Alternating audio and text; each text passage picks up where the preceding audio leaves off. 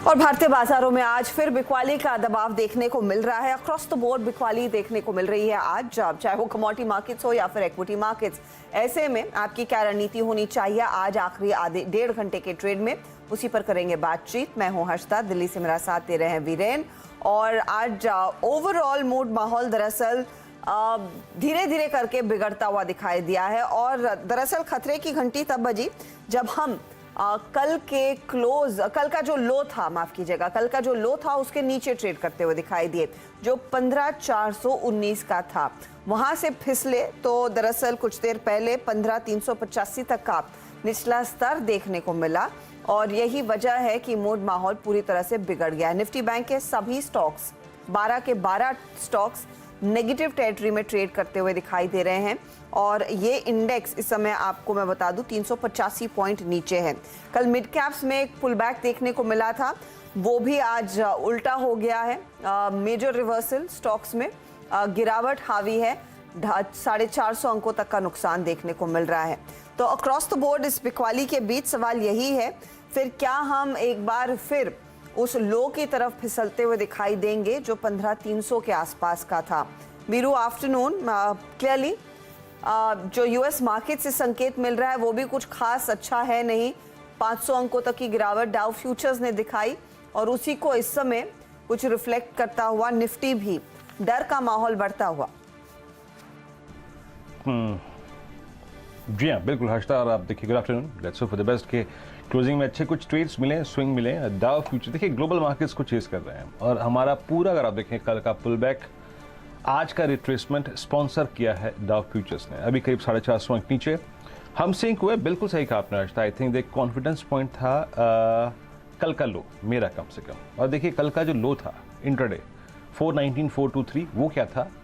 वो लेवल था जिसने कल शॉर्ट कवरिंग को ट्रिगर किया था। तो मेरा सुबह का व्यू यही था कि जब तक 456 की ट्रैजेक्टरी ना टूट जाए, 419 की ट्रैजेक्टरी ना जाए, टूट जाए, शॉर्ट मत कीजिएगा। ये तो मेरा तर्क था यहाँ पे। वो शॉर्ट ट्रेड में मिला भी बहुत कुछ, नहीं भी मिला बहुत कुछ। और क्लियर कट व्यू था कि बैंक निफ्टी, जो कि ट्रिगर पॉइंट है कल 33,040 का और करीब 32,890 का, वो टूटे तो शॉर्ट कॉल लीजिएगा।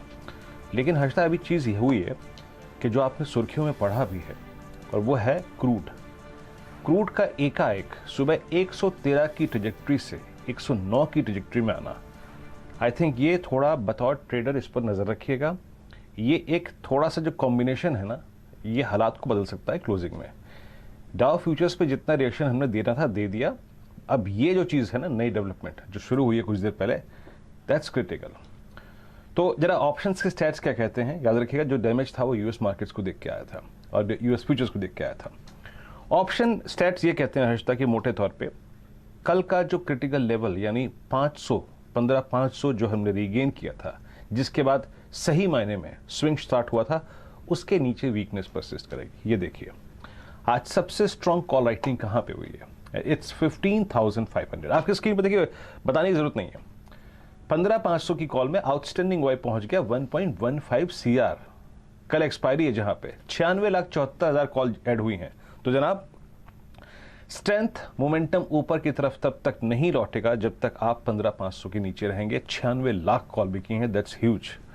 और देखिए हर्षदा, इसको इंटरडे में ख्याल में रखिएगा जरूर कि 15,500 इट्स अ मेक और ब्रेक। अब वो 3 बजे हो, 2:30 पे हो, या कल हो या परसों हो, हमेशा मेक और ब्रेक लेवल रहेगा। तो बताओ ट्रेडर, उस पर नजर रखिएगा। नीचे पुट राइटर्स के पास कन्विक्शन नहीं है, बट एक चीज है स्क्रीन पे विजिबल कि 22,80,000 पुट 15,400 की पुट में आज जुड़ी हैं। जब तक बैंक ये निफ्टी इसके नीचे डिसाइसिवली नहीं स्लिप कर रहा है, जो कि मोर और लेस कल का लो है, तब तक आई थिंक बहुत ज़्यादा शॉर्ट मत आजमाइएगा, क्योंकि ये एक हल्का सा डिफरेंट फैक्टर है। क्योंकि 15,400 की पुट भी अपनी तरफ ओआई खींच रही है। तो प्लीज़ थोड़ा सा 15,400 को वेटेज दीजिए। रही बात निफ्टी बैंक की, निफ्टी बैंक में भी एक स्विंग आया है और वो ये है कि 33,000 के नीचे वीकनेस बड़ी है। 33,000 पे कॉल राइटर है, कॉल राइटर लेके आइए हर्षदा। वो देखिएगा 33,000 पे किस प्रकार से कॉल राइटिंग हुई है।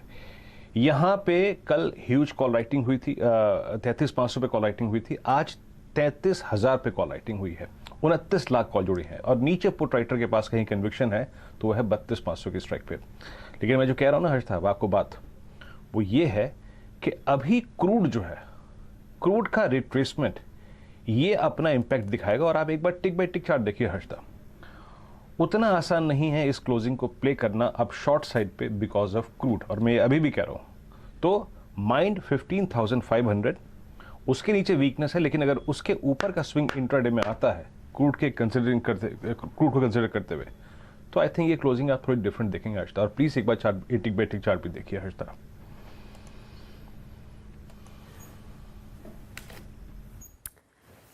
जी हाँ, लेकिन इंडेक्स पर नजरें रहेंगी, रिकवरी आती है या फिर ये फिर फिसलता है और औंधे मुंह गिरता है, उस पर बात करेंगे। लेकिन ट्रेंडिंग काउंटर्स क्या है? एक जो रिस्पाइट था कि कमोडिटी स्टॉक्स में कूल ऑफ देखने को मिला है, कमोडिटी प्राइसेस में कूल ऑफ देखने को मिला है, लेकिन अगर कंपनियों की किस्मत उन प्राइसेस से ही जुड़ी हुई है तो उनके हाल बेहाल है। ओएनजीसी देखिए, आज कच्चा तेल $110 के नीचे, ओएनजीसी 4.5% करेक्ट होता हुआ। वहीं मेटल्स में हमने देखा है 4% का नुकसान टाटा स्टील झेल रहा है, तो हिंडाल्को 5.5% कमजोर है। यूपीएल में भी आज हमने देखा है बिकवाली हावी है, 5.5% तक की गिरावट पर कारोबार बनता हुआ दिखाई दिया है। हालांकि कुछ ट्रेड्स हैं जहां पर थोड़ी सी तेजी देखने को मिली है, वो काउंटर्स भी आपकी स्क्रीन पर आ जाएंगे। ओवरऑल आप देखिएगा क्रूड का गिरना ऑयल मार्केटिंग कंपनियों के लिए एक पॉजिटिव, तो एचपीवीपी में हमने देखा है हल्का सा इजाफा। आरबीएल बैंक करीब 4% ऊपर है, हीरो मोटोकॉर्प में करीब 1.25% तक की बढ़त देखने को मिली है। तो ये फिलहाल मार्केट का हाल। दोपहर में हम देख रहे थे, या फिर आप मिड डे में आप कहिएगा, पूरी दोपहर हुई नहीं थी, 11 बजे के आसपास, कि टीसीएस आपका इन्फोसिस कोशिश कर रहे थे मार्केट को सपोर्ट करने की। इस समय अगर आप ध्यान देंगे टीसीएस हल्की सी बढ़त दिखा रहा है, इन्फोसिस बहुत मामूली ऊपर है। तो जो स्ट्रेंथ एक्सपेक्टेड था इन आईटी दिग्गजों की ओर से कि ये सहारा देने के लिए आगे आएंगे, उतना खास हुआ नहीं है। ऐसे में हमारे जानकार आपको बताएंगे कि आपकी रणनीति होनी क्या चाहिए। क्या तेजी का जो ट्रेंड आज फिर से टूटता हुआ दिखाई दिया है, उसके मद्देनजर बिकवाली बढ़ेगी और आपकी फिर मुनाफा वसूली या फिर मंदी के ट्रेड्स होने चाहिए, या फिर तेजी पर ही फोकस है? राहुल शर्मा, गौरांग शाह, चंदन तापड़िया, मानस जायसवाल, समित चौहान, असित बरनपति, ये सब हमारे साथ कार्यक्रम में जुड़ेंगे। वो आपको बताएंगे आपने कैसे ट्रेड करना है इस मार्केट को, इस मार्केट की वॉलेटिलिटी को। इसके अलावा एक और जो परेशानी का सबब बन रहा है वो है रुपया। ये एक बार फिर रिकॉर्ड लोस पर ट्रेड करता हुआ, तो अभिषेक गोयनका को जोड़ेंगे कुछ ही देर में। यही नहीं, आज क्वांट के कैपिटल के हमारे साथ टंडन साहब भी जुड़ेंगे, उनसे भी पूछेंगे कि आपकी क्या रणनीति होनी चाहिए। क्वांट म्यूचुअल फंड के, bag your pardon, Sandeep Tandon हमारा साथ देने वाले हैं। चार का चौका, डीलिंग रूम चेक, वो यूजुअल चीजें तो होंगी ही आज कार्यक्रम में बात करने के लिए। लेकिन 15,455 ये है फिलहाल आपके लिए स्तर इस समय ताजा निफ्टी का। राहुल शर्मा, आफ्टरनून। कल एक ट्रेंडिंग ऊपर वाला दिन, आज ट्रेंड फिर से मंदी की तरफ बैठता हुआ, तो क्लियरली रिवर्सल तो हुआ नहीं है, एक पुल बैक ट्रेड था कल का जो ज्यादा समय तक टिका नहीं। इंडेक्स को आप कैसे अप्रोच कर रहे हैं और इस समय किस स्टॉक पर फोकस?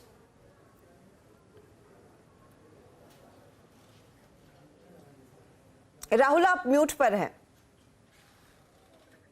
क्षमा चाहूंगा। देखिए अर्षदा जी, जो हिसाब से क्रूड ऑयल में ब्रेकडाउन आया है 110 के नीचे, मेरे हिसाब से 10 से 12% का करेक्शन क्रूड ऑयल में देखने को मिल सकता है। ब्रॉडली ये निफ्टी के लिए पॉजिटिव इंडिकेटर है और एक बाउंस बैक मेरे हिसाब से वापस निफ्टी में देखने को मिल सकता है। तो यहाँ पर फोकस जो रहेगा निफ्टी पे ही रहेगा। निफ्टी में एक 15,500 का अटेम्प्ट आज डे एंड तक हो सकता है। इंट्राडे के लिए निफ्टी बाय करके चल सकते हैं, 350 का स्टॉप लॉस लगाकर। फ्यूचर्स के लेवल है ये, और मुझे लगता है 15,500 तक निफ्टी में इंट्राडे में अपसाइड। और पोजिशनली मुझे लगता है कि आज अगर हम 15,500 के ऊपर बंद होते हैं तो कल का हाई निकालने की कोशिश वापस से निफ्टी करता हुआ दिखेगा। तो प्योरली इंट्राडे के हिसाब से मुझे लगता है कि 15,500 के लिए आप बाय करके चले, 350 का स्टॉप लॉस लगाए, और अगर 15,500 के ऊपर क्लोजिंग रह जाती है तो पोजिशनली भी ध्यान पॉजिटिव रहेगा निफ्टी में।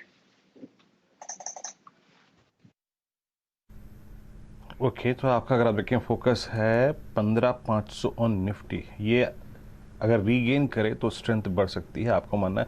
आपने डिस्कशन का पॉइंट अगर आप देखें, केंद्र बिंदु रखा राहुल जी, इट्स क्रूड। याद रखिएगा, स्पेशली 1 से 1:30 बजे के बीच से लेके अब तक ये डिफरेंट आई थिंक एक चीज़ बाजार में आई है डिफरेंट एलिमेंट आया है वो है क्रूड। राहुल, कोई स्टॉक स्पेसिफिक ट्रेड देना चाहेंगे आप? नहीं, देखिए मैं स्टॉक को यहाँ पर अवॉइड करूंगा बिकॉज ओवरऑल निफ्टी पे वोलेटिलिटी काफी हाई है, तो फिलहाल स्टॉक्स पे अवॉइड रखेंगे।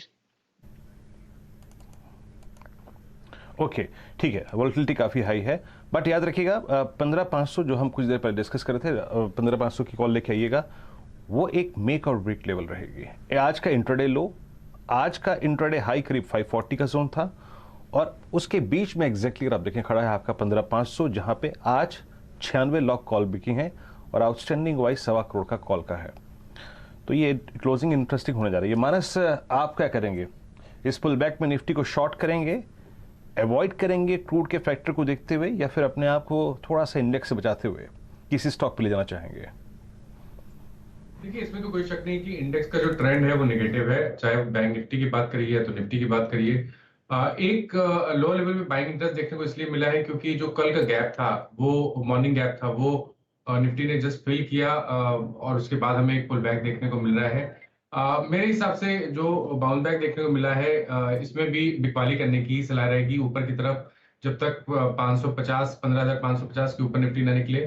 सेल ऑन रैलीज की स्ट्रेटेजी यूज करनी है। तो अभी भी आप जो छोटा सा बाउंस बैक देखने को मिला है उसमें बिकवाली करने की सलाह है 15,250 के टारगेट के लिए, 15,550 के स्टॉप लॉस के साथ। ओके, अच्छा, आपका स्टॉक स्पेसिफिक एक्शन क्या रहेगा मानस? तो देखिए, चंबल फर्टिलाइजर में बिकवाली करने की सलाह है क्योंकि पिछले 2 दिनों से स्टॉक सपोर्ट ले रहा था 278 पे, लेकिन फाइनली आज चंबल फर्टिलाइजर ने 278 के लेवल्स को ब्रीच किया है। आई थिंक यहाँ पर बिकवाली करनी चाहिए, 284 के स्टॉप लॉस से बिकवाली करिए, नीचे की तरफ 262 तक के भाव पॉसिबल है। ऑप्शन में भी ट्रेड लेना चाहिए, at the money put option पे ध्यान दीजिए, 11 रुपए के आसपास 280 का पुट ऑप्शन चल रहा है, वहां पर खरीदारी करिए 6 रुपए के स्टॉप लॉस से 22 रुपए के टारगेट के लिए। में बेसिकली एक शॉर्ट साइड का ट्रेड 276 के आसपास भाव है, यहाँ से और कमज़ोर हो सकता है, और अगर आप यहाँ पर इसका पुट लेकर चलेंगे तो और भी बेहतर, वो भी एक प्रॉफिटेबल ट्रेड साबित होगा। ये इनफैक्ट सेक्टर आज कोलैप्स होता हुआ। असित, आफ्टरनून, आपका ट्रेड क्या रहेगा? गुड आफ्टरनून सर जी, मेरा ट्रेड यूपीएल पे रहेगा। ये थोड़ा गिरावट हो चुका है, बट आई स्टिल थिंक कि ये 600 के लेवल तक ये नीचे जा सकता है। So 622 का stop loss for a target of around 600. I would like to keep it for only intraday. So UPL is short. मंदी का ट्रेड, और आज वैसे भी हमने देखा यूपीएल में भारी बिकवाली का दबाव देखा गया है, करीब 5.5% तक का नुकसान। गौरांग, आफ्टरनून, बहुत ही पेचीदा स्थिति है, दुविधा है। एक तो एक जानकार कह रहे हैं कि 15,500 तक का मूव देखने को मिल सकता है टेक्निकली। मानस कन्विंस नहीं है, मानस कह रहे हैं कि 15,550 के ऊपर ही तेजी करेंगे वरना शॉर्ट करेंगे। लेकिन इस सबके बीच, इस असमंजस के बीच देखिए एक सिल्वर लाइनिंग है, कच्चे तेल के जो भाव गिर रहे हैं, जो हमारे लिए सबसे बड़ा रिवॉर्ड रहता है। क्या वही फैक्टर आप इस समय ध्यान में रखना चाहेंगे अगर आप इंडेक्स में ट्रेड ले रहे हैं, क्योंकि ये फिर वो इन्फ्लेशन की परेशानी को थोड़ा सा और कम करता है? धन्यवाद हर्षिता आपका, और आप सभी को शुभ दिन हमारे तरफ से। तो अभी प्रोग्राम शुरू हो रहा था तब नीरज जी भी अपनी राय दे रहे थे कच्चे तेल को लेकर के, और 115 के नीचे 110 के आसपास ब्रेंट का दाम। ये ब्रेंट इसलिए महत्वपूर्ण है हर्षिता क्योंकि इसमें जो लेड कंटेंट होता है वो कम होता है और हम ज्यादातर उस पर निर्भर हैं। लेकिन एक तरफ सकारात्मक बात है, मैं बिल्कुल यहाँ पर गुंजाइश नहीं रखता हूं कि कच्चा तेल नीचे आए, हमारी अर्थव्यवस्था के लिए बहुत अच्छी बात है, लेकिन कब तक ये रहेगा और यहाँ से कितना नीचे जा सकता है ये देखना और जरूरी होगा। और जो टिप्पणियां ओपेक प्लस देशों ने की थी, आने वाले महीने में जुलाई और बहुत ही इंपॉर्टेंट बात कह रहे थे गौरांग शाह साहब, लेकिन वहां पर टेक्निकल दिक्कत हो रही है। उस लिंक को रीएस्टैब्लिश करने की कोशिश करते हैं, लेकिन हाँ, ब्रेंट का 4% घटना इनफैक्ट एक बहुत बड़ी राहत रहेगी। राहुल शर्मा, आप क्या ब्रेंट के चार्ट्स मैप करते हैं? जी हाँ, बिल्कुल। देखिए, ब्रेंट ऑयल का अगर हम चार्ट देखें तो एक बड़ी लंबी ट्रेंड लाइन है। पूरा का पूरा जो मूव शुरू हुआ था ब्रेंट ऑयल के अंदर तेजी वाला, तकरीबन दिसंबर से ये मूव चालू हुआ था पिछले साल, और इस ट्रेंड लाइन का जो सपोर्ट है 110 का है। 110 के नीचे इंट्राडे में अभी जाके आया, और इसके नीचे मेरे हिसाब से जितना सस्टेन करेगा ओवरऑल सेटअप के लिए बेरिश है। अगर लेवल्स की बात करूं तो नीचे में अगर 108 का लेवल के नीचे अगर टिक जाता है तो मेरे हिसाब से आपको 94 तक के आपको सपोर्ट मिल सकते हैं, जो कि तकरीबन 12% के आसपास है पूरे के पूरे सेटअप में। तो 10 से 12% की वीकनेस यहाँ पर दिखाई देती है मेरे हिसाब से। अगर हम 108 110 एरिया को डिसाइसिवली ब्रेक कर देते हैं, इंटरडे में एक अटेम्प्ट हो चुका है, हो सकता है आज डे एंड तक ये लेवल टूट जाए डिसाइसिवली, तो मुझे लगता है कि यहाँ पर वीकनेस अच्छी खासी रहेगी, जो ओवरऑल निफ्टी के लिए पॉजिटिव है, पेंट कंपनीज के लिए पॉजिटिव है, और जो ऑयल अपस्ट्रीम कंपनीज हैं उनके लिए नेगेटिव है। बिल्कुल। और देखिए, और हर्षा आप यकीन मानिए, जो राहुल ने लेवल दिए ना अभी तक, मैं एक चार्ट ड्रॉ कर रहा हूँ इस वक्त, कुछ देर में वो स्क्रीन पे होंगे भी, और वो एग्जैक्टली वही पिक्चर रिफ्लेक्ट करते हैं। But it's all about 109। हम 109 को कैसे ब्रीच करते हैं, उसके नीचे कैसे सस्टेन करते हैं। याद रखिएगा, क्रूड इस वक्त अपना 100 डेमा के आसपास ट्रेड कर रहा है, और अभी तक CY22 में इसने ज़्यादातर वक्त जो है वो 100 डेमा के ऊपर ही बिताया। तो let's hope for the best कि not exactly from perspective of market, लेकिन ये ओवरऑल भी अगर आप देखें इन्फ्लेशन पर्सपेक्टिव से अच्छी बात है। मैं कुछ देर में चार्ट स्क्रीन पे रखूंगा, कैंडलस्टिक चार्ट रखूंगा, लेकिन यस, ये बाजार के थोड़ा सा अगर आप देखें हक में जा रहा है। कुछ देर में चार्ट स्क्रीन पर आएंगे, लेकिन एक दो ज़रा स्टॉक से बात कर लेते हैं जहाँ पे जो इंडेक्स से हट के अगर आप देखें काफ़ी क्रिटिकल है। यूपीएल पे सुबह से शॉर्ट कॉल काफ़ी ली हमने, चंबल पे भी शॉर्ट कॉल अभी गई है। एक स्पेस जो कि डिसाइसिवली काफ़ी हद तक सरेंडर कर चुका है वो है मेटल। आप एनएमडीसी को देखिए, आप जेएसपीएल को देखिए। आपको याद होगा मानस, हमने जेएसपीएल पे 300 की पुट ली थी, क्या गजब का अगर आप देखें वो ट्रेड था। क्या एक बार फिर से 300 की पुट सिक्योर करनी चाहिए, क्योंकि 300 का जो नेक्स्ट मंथ का पुट है अब हमको वो लेना पड़ेगा, क्योंकि यहाँ पे हमारे पास इस मंथ में टाइम वैल्यू नहीं है। आपकी राय क्या कहती है, 300 का ग्रिप करें एक बार? मैं समझता हूँ कि इसी मंथ के 300 के पुट ऑप्शन में भी आप ट्रेड कर सकते हैं, क्योंकि अभी टाइम है, क्योंकि आज तो ये 3-4 दिन है, उसके बाद भी नेक्स्ट पूरा वीक है, थर्सडे तक का समय है। तो आई थिंक 300 का पुट ऑप्शन जो कि इसी मंथ का है, उसमें आप खरीदारी कर सकते हैं। 7 रुपए के भाव चल रहे हैं, 3 रुपए के स्टॉप लॉस से खरीदारी करिए। 13 रुपए से 15 रुपए तक के भाव आपको जिंदल स्टील के 300 के पुट ऑप्शन में देखने को मिलेंगे। जेएसपीएल 300 का पुट ऑप्शन लेकर चले, यहीं पर गहरे क्रैक्स देखने को मिले हैं। जेएसपीएल ही नहीं, हिंडाल्को हो, आपका टाटा स्टील हो, जेएसडब्ल्यू स्टील हो, अक्रॉस द बोर्ड मेटल्स में सेल ऑफ देखने को मिला है। लेकिन रुपी जिसकी हम बात कर रहे थे वो आपकी स्क्रीन पर लेकर आएंगे, जहां पर आज हमने देखा एक और रिकॉर्ड लो पर कारोबार 78.2425 के लेवल्स पर इस समय रुपी ट्रेड करता हुआ। इनफैक्ट आज ये 78.28 तक भी फिसला है। डॉलर के मुकाबले रुपया कमजोर पड़ता हुआ। अभिषेक गोयनका हमारे साथ है। अभिषेक, इस ताजा क्रैक का कोई खास कारण? देखिए, ऐसा है कि डेप्रिसिएशन मोमेंटम तो बरकरार है। जैसे कि हमारी बात होती है चारों तरफ डीलिंग रूम्स में और कॉर्पोरेट ट्रेजरीज में, तो ऐसे ही आइडिया लगता है कि भाई सेल साइड में अगर एक्टिव है तो आरबीआई काफी एक्टिव है। बाई साइड में भी लोग अब एक्टिव होने लगे हैं, बिकॉज फॉरवर्ड प्रीमियम जो है वो क्रैश हो गए हैं। तो जो इम्पोर्टर की कॉस्ट थी 4% के आसपास आज से 6 महीने पहले, वो आज 2% के आसपास में कवर कर सकता है। तो इम्पोर्टर्स की एक्शन बढ़ गई है, एक्सपोर्टर्स की सेलिंग कम हो गई है। बट टाइम एंड अगेन जिस हिसाब से फिक्स होता है वो फिक्स पॉजिटिव पे हो रहा है, इसका मतलब pressure on the depreciation side is more. साथ साथ में क्रूड थोड़ी सी करेक्ट की है, हमारे रिजर्व भी 600 के नीचे आ चुके हैं, आउटफ्लो बरकरार है, कोई उसमें रिस्पाइट नहीं है। और साथ ही साथ यूएस डॉलर की स्ट्रेंथ चारों तरफ में बरकरार है। बैलेंस ऑफ पेमेंट हम नेगेटिव देख रहे हैं ये साल, करीब 50-60 बिलियन का। और फिस्कल पे भी कंसर्न आ रहा है। अब फिस्कल भी जो 6% के आसपास था, 7% के आसपास नंबर एक्सपेक्ट हो रहा है। तो ये सब कुछ नेगेटिव की तरफ जा रहा है इस समय।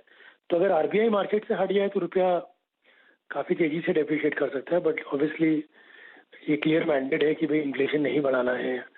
जब तक ऑयल 115-120 पे अगर रुपये को ऊपर जाने देंगे तो हम इम्पोर्टेड इन्फ्लेशन और अलाउ करेंगे। तो उस कारण से हर रकम से कोशिश है कि रुपये को ऊपर नहीं जाने देना है। मगर मार्केट फोर्सेस अगेंस्ट चल रही है तो मेरे ख्याल से डेप्रिसिएशन थोड़ा रहेगा। और एक और चीज मैं कहना चाहूंगा कि भाई आज जो एक्सपोर्टर सेल करते थे मार्केट में, वो इस एक्सपेक्टेशन में सेल करते थे कि उनको 4-4.5% का प्रीमियम मिलता था एक साल में। आज के लेवल्स पे प्रीमियम क्रैश होके 3% के आसपास आ गए हैं। तो कई सालों से हमने ऐसी मूड नहीं देखी है मार्केट में। तो अगर 3% का प्रीमियम है और रुपया अगर 2.5-3% एक साल में डिप्रिशिएट करता है, तो आज हम भी यही डिबेट कर रहे हैं अपने क्लाइंटों से कि अगर आप 3% की प्रीमियम है और 3% की डेप्रिसिएशन मार्केट देती है, तो देयर इज अ 50-50% प्रोबेबिलिटी कि आप डॉलर बेच के पैसे कमाओगे। तो उस विषय में एक्सपोर्टर्स की सेलिंग कम हो गई है, जो एडिशनल बाइंग क्रिएट करता है मार्केट में। जी अभिषेक जी, जो लास्ट वीक हमने एक 79 I mean closer to 79 dip देखा था रुपए में, वहां पे उस वक्त एक आरबीआई का स्टॉक इंटरवेंशन आया था, है ना? उस दिन एक तरफा स्विंग था। अभी हम 79 के लेवल को डिफेंड कर पाएंगे या नहीं कर पाएंगे, जिस तरीके का आरबीआई का उस दिन का एक्शन था और जिस प्रकार के हमारे फॉरेक्स रिजर्व हैं, मोटा मोटी क्या ट्रेजेक्टरी देख रहे हैं आप 2 हफ्ते या 3 हफ्ते के टाइम फ्रेम से रुपए में? देखिए करीब ना $37 बिलियन का फॉरेन एक्सचेंज रिजर्व खर्च हो चुका है, जिसमें अराउंड $13-14 बिलियन फॉरवर्ड मार्केट में होगा, बाकी स्पॉट मार्केट में। आरबीआई हर कम से कोशिश कर रहा है कि फॉरवर्ड मार्केट में इंटरवीन करे, स्पॉट पे नहीं, क्योंकि स्पॉट के नंबर अगर कम आते हैं तो वो हर जगह ही हाईलाइट होते हैं, न्यूज़पेपर्स में, मीडिया में। तो 600 के नीचे के नंबर आ चुके हैं ऑलरेडी 596। तो मेरे हिसाब से जैसे जैसे ये नंबर कम होता जाएगा, हमारी इंटरवेंशन की जो क्षमता है वो कम होती जाएगी। तो अगर हम 580, 570 ऐसे नंबर से पहुंच जाए अगले 2-3 महीनों में, और अगर हमारे जो एफआईआई के आउटफ्लोज हैं वो अगर रिवर्स नहीं होते हैं, तो डेफिनेटली हमारी जो इंटरवेंशन करने की क्षमता है और जो हमारी रेशियोज है, इंपोर्ट कवर रेशियोज है, हमारी डेट टू फॉरेक्स के रेशियोज है, वो सभी रेशियोज खराब होते जाएंगे। तो फिर एक तरह से कैलिब्रेटेड डेप्रिसिएशन आरबीआई को अलाउ करना पड़ेगा। बट कोई भी लेवल मेरे ख्याल से कहना सही नहीं होगा, क्योंकि जहाँ चारों तरफ मार्केट्स में 10% डॉलर की स्ट्रेंथ आ रही है, रुपये में 5% की ही वीकनेस आई है, तो कोई भी कुछ भी संभव है कहने का मतलब। But we can not go against the central bank doesn't want a weak rupee. Yes, that's of course, yes. Abhishek ji बहुत बहुत शुक्रिया आपका इस पूरी चर्चा के लिए। तो अगर आप, लेकिन यहाँ पर अभिषेक जी ने बात कही, याद रखिएगा, प्रीमियम्स में एक सब्सटेंशियल डिप आया है, और काफ़ी अगर आप देखें रिजर्व से आरबीआई ने एग्जॉस्ट करे भी हैं, और लेकिन वो ट्रेजेक्टरी नहीं देंगे इस वक्त रुपए में। देखिए आरबीआई का मुख्य उद्देश्य ये होता है वोलेटिलिटी को थोड़ा सा अगर आप देखें कम करना, बट मोर और लेस वो चाहते हैं कि 70 आई थिंक रुपया मोर और लेस यहाँ पे स्ट्रॉन्ग ही रहे। इस बीच देखिए निफ्टी में डिप आया, डिप बाय हुआ, फिर वहाँ से एक सेकेंड डिप आया, फिर 420 से निफ्टी ने पुल बैक लिया, इट्स 450 राइट नाउ, 32,907। तो क्रूड का प्रभाव पड़ रहा है, नो डाउट। एक काम करेंगे, उसको हम समझने की कोशिश करेंगे और ट्रेड्स लेंगे उसके पर्सपेक्टिव से। लेकिन यहाँ पे जो हमारा खास सेगमेंट है चार का चौका, पहले मैं उसकी जरा भूमिका निभा देता हूँ, भूमिका बांध देता हूँ। कौन आज किसके सौजन्य से कौन सा स्टॉक देगा? सस्ता ऑप्शन असित बरनपति आज अगर आप देखें हमको देंगे, और चार्ट का चमत्कार होगा मानस जायसवाल जी के साथ। ये 2 ट्रेड्स असित और मानस देंगे। एफएनओ सुपरस्टार राहुल शर्मा जी के सौजन्य से आएगा, उनको जिम्मेदारी दी गई है इस बात की। और मिड कैप फंडा आज गौरांग शाह देंगे, वो बताएंगे मिड कैप में कौन सी स्क्रिप्ट को आपको चेस करना चाहिए इस वक्त। लेकिन एक बार जरा निफ्टी बैंक लेके आइए, 32,888 इस रेंज में आके ट्रेड करता हुआ। कुछ दिन में ट्रेड्स लेंगे, लेकिन एक बार एक ट्रेड लेके आइए जिसमें आज एक पुल बैक नजर आ रहा है। इस वक्त टाटा कम्युनिकेशन डे हाई की ट्रेजेक्टरी में ट्रेड करता हुआ, एसआरटी डे हाई की ट्रेजेक्टरी में ट्रेड कर रहा है। थोड़ा सा कन्विक्शन सुबह जिस स्पेस से बन रहा था वो था ऑटो। जरा प्लीज ऑटो लेके आइए, पूरा का पूरा ऑटो स्पेस अपने स्क्रीन पर रखिएगा। और पहले एक काम कीजिए, आप निफ्टी ऑटो इंडेक्स दिखाइए। सुबह हमने थोड़ी सी स्ट्रेंथ देखी थी हीरो मोटोकॉर्प में, उसके बाद अगर आप देखें बजाज ऑटो में, टाटा मोटर्स लोअर लेवल से पुल बैक ले रहा था, लेकिन उसके बाद सिंक हो गया। मानस, लेट्स टेक टीवीएस। इसमें अगर आप देखें तो अकेले आइसोलेशन में इसी स्टॉक में अब तक स्ट्रेंथ है, अभी भी 742 पर। और अभी भी आप और मैं जिस क्राइटेरिया को बहुत हद तक चेस करते हैं वो होता है 20 डे में, उसके ऊपर अपने आप को साधे हुए है, बिठाए हुए है। लास्ट 3 सेशन का कैंडल का लो और ओपन और क्लोज उसी के अराउंड है। आपका व्यू क्या है इस वक्त टीवीएस मोटर्स पे? नो डाउट स्टॉक लगातार लोअर लेवल पे 20 डे मूविंग एवरेज पे सपोर्ट ले रहा है। लेकिन खरीदारी करने का ट्रेड अभी नहीं लेना है। खरीदारी करने का ट्रेड तब लेना है जब 750 के ऊपर स्टॉक निकले। अगर 750 के ऊपर निकलेगा तब 765 के टारगेट के लिए खरीदारी करेंगे। उससे पहले अगर आपके पास लॉन्ग पोजीशन है तो आप बने रहिए 730 के स्टॉप लॉस से, लेकिन फ्रेश खरीदारी के लिए इंतजार करना रहेगा, क्योंकि देखिए कुछ ऑटो स्टॉक्स पे थोड़ी वीकनेस देखने को मिल रही है, तो मैं बेहतर समझूंगा कि फ्रेश लॉन्ग पोजीशन ना बनाई जाए टीवीएस में। लॉन्ग की पोजीशन से दूर रहें। लेकिन क्या एचपी बीपी में एक ट्रेड बनता है? ये कच्चे तेल में आप देख रहे हैं $108 तक के लेवल्स देखने को मिल सकते हैं। एचपीसीएल हमने देखा थोड़ा सा रिलीफ रैली दिखा रहा है, बीपीसीएल 1.5% ऊपर है। राहुल शर्मा, कोई व्यू तेजी का इनमें इंट्राडे के लिहाज से या फिर कल परसों के लिहाज से? जी हाँ, देखिए जहां तक इनके चार्ट से एक अच्छा बाउंस बैक देखने को मिल रहा है। बीपीसीएल यहाँ पर एक प्रेफरेबल लगता है। अगर आवरली चार्ट देखेंगे तो यहाँ पर एक ट्रायंगल पैटर्न है जिसमें से ब्रेकआउट 308 के ऊपर होता है। मेरे हिसाब से बाउंस बैक जो है ये कंटिन्यू रहेगा। 315 320 के टारगेट्स बीपीसीएल में दिखाई देते हैं, तो बीपीसीएल को 308 के ऊपर बाई कीजिए। यहाँ पर स्टॉप लॉस आपको लगाना होगा 302 रुपए का। और मुझे लगता है कि ओवरऑल जो ऑयल में हम वीकनेस देख रहे हैं, आई थिंक कहीं ना कहीं यहाँ पर ट्रैक्शन आएगा ऑयल रिफाइनिंग कंपनीज में भी। तो बीपीसीएल में 315 320 का टारगेट ऊपर में। देखिए अभी जब से हमने इस कार्यक्रम की शुरुआत की है 27 मिनट हो गए हैं, थोड़ा सा मार्केट जो है वो रिएक्ट कर रहा है क्रूड को लेकर। आइए देखते हैं क्रूड में हो क्या रहा है। आज 5 दिन से आप नीरज जी की कमेंट्री सुन रहे हैं, बार बार वो कह रहे हैं कि 115 की ट्रैजेक्टरी टूटी तो 105 की बहुत स्ट्रांग पॉसिबिलिटी है, 105 टूटा तो 95 की बहुत पॉसिबिलिटी है। आप इस चार्ट को देख रहे हैं, ये जो मिड में एक एवरेज है that is 100 day exponential moving average. ये चार्ट स्क्रीन पे रखेगा। ये 100 डे में है और ये हम क्रॉस करके आए थे, आप समझ लीजिएगा कि 27 दिसंबर को हम इसको क्रॉस करके ऊपर आए। उसके बाद हमने करीब करीब आप समझ लीजिएगा कि 140 की ट्रैजेक्टरी भी देखी। अब तक हमने 100 डेमा को ऑन द डाउन साइड नहीं तोड़ा है। ये प्लेस्ड है 107 108 के जोन में। और अगर आप पूरा इस दिसंबर से लेकर अब तक के प्राइस के पैटर्न के बीच में एक बेस ट्रेंड लाइन खींचें तो ये इंडिकेट करता है कि 107 105 एक बहुत महत्वपूर्ण ट्रैजेक्टरी है जिसमें ये पिछले 6.25 महीने से है। इसका ब्रीच होना आई थिंक बाजार के हक में होगा। तो क्रूड याद रखिएगा, थोड़ी सी इक्वेशन यहाँ पे चेंज कर रहा है। डे लो की ट्रैजेक्टरी में 11.32 इस वक्त ट्रेड करता हुआ $4.25 नीचे ट्रेड कर रहा है। तो थोड़ा सा जहन में ये रखिएगा, थोड़ा सा बैलेंस्ड अप्रोच लेके चलिएगा। खैर, इससे बाहर निकलते हैं और क्रूड से बाहर निकलते हैं। कुछ अच्छे और बुरे स्टॉक्स मतलब स्ट्रेंथ और वीकनेस को प्ले करने की कोशिश करते हैं। आज एक बात तो है कि HDFC ने थोड़ा सा अब दमखम दिखाया, 2162 पे ट्रेड करता हुआ स्टॉक। राहुल शर्मा जी, H2 में H1 यानी HDFC आपको लग कैसा रहा है इस वक्त? कल की कैंडल बहुत स्ट्रांग थी, परसों की कैंडल बहुत स्ट्रांग थी। इस वक्त बिलो 20 डेमा और 10 डेमा के ऊपर ट्रेड करता हुआ। पिछले 2-3 दिन के वॉल्यूम्स ठीक ठाक थे और एक ट्रैजेक्टरी को मेंटेन कर रहा है। इस स्टॉक पे आपका आउटलुक क्या है और कितना मीनिंगफुल बेस है ये 2030 2040 इस स्टॉक के लिए? और 2100 के प्राइस पे बार बार मिले तो आपकी अप्रोच क्या रहेगी इस स्टॉक में?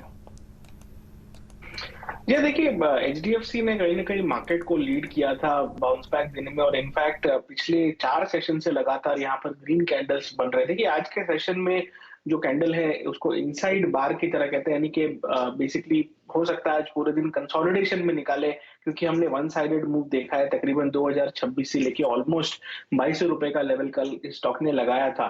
तो देखिए पिछले 3-4 सेशन में काफी अच्छी स्ट्रेंथ रही है, काफी अच्छा वॉल्यूम और डिलीवरी क्वांटिटी रहा है स्टॉक के अंदर। और मुझे लगता है कि आज का कंसोलिडेशन हो जाए, लेकिन पोजिशनली यहाँ पर अपसाइड और बाकी है। मेरे हिसाब से 2240 तक के लेवल्स आपको यहाँ पर देखने को मिल सकते हैं। इसमें आपको बाय ऑन डिप वाली रणनीति रखनी होगी। इंट्राडे में अगर आपको नीचे थोड़ा बहुत मिले तो इसे बाय करें, यहाँ पर भी थोड़ा बाय करके चल सकते हैं। छोटा स्टॉप लॉस लगाना होगा 2120 का, और मुझे लगता है कि यहाँ पर 2240 यानी कि तकरीबन 80 पॉइंट की अपसाइड आपको HDFC लिमिटेड में देखने को मिल सकती है। ओवरऑल सेटअप काफी बढ़िया है। हो सकता है आज हमें एक्शन न देखने को मिले, लेकिन आने वाले 2 से 3 सेशन में यहाँ पर अपवर्ड मूवमेंट कंटिन्यू होता हुआ दिख सकता है। ओके, HDFC ये व्यू आपने सुना। थोड़ा सा अगर आप देखें medium term short term perspective से कुछ वाकई अगर आप देखिए बाइंग अट्रैक्ट कर रहा है ये स्टॉक अपनी तरफ। आज मात्र 12 रुपये नीचे रेट कर रहा है। खैर अब यहाँ से बात करते हैं थोड़ा सा, अगर आप डे ट्रेडर हैं तो अब आइए बात करते हैं इंट्राडे स्विंग्स के बारे में। सस्ता ऑप्शन असित बरनपति जी के सौजन्य से आएगा। असित बताइए ऑप्शंस में क्या ग्रिप करना चाहेंगे आप?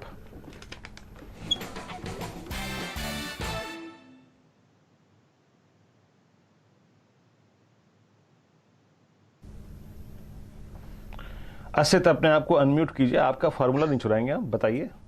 I am sorry. टीसीएस का हम देख सकते हैं, टीसीएस 3250 का call, I think it is around 43 rupees.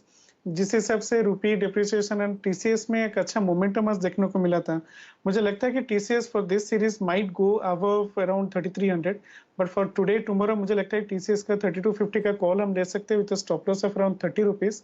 अब ये 44 चल रहा है for a target of around 70 rupees, 65 to 70 rupees. But TCS का स्ट्रक्चर अच्छा है and I will be playing long in TCS. And on that note, if I may, Virenji, suggest the index का view. I somehow think Nifty, Bank Nifty में जो correction हुआ था, that has been taken care of looking at the Dow.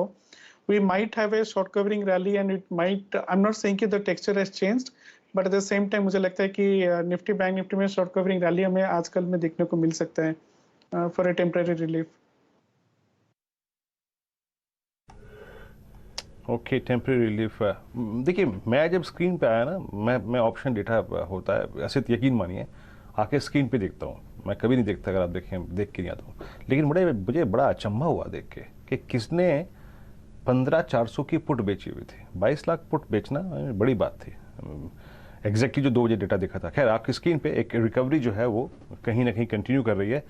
32,934 इस वक्त Nifty bank का स्तर है। खैर ये ट्रेड था टीसीएस का। जरा प्लीज एक बार फिर से टीसीएस रखिएगा स्क्रीन पर, थोड़ा ट्रेड को समझ लेते हैं और जो असित जी की अप्रोच थी उसको समझ लेते हैं। टीसीएस 30 जून की कॉल लेनी है आपको 43 पे ट्रेड करती हुई। टीसीएस आपकी स्क्रीन पर इस वक्त समझ लीजिएगा कि not exactly at day high but at least अगर आप देखें एक ठीक ठाक लेवल पर ट्रेड कर रहा है।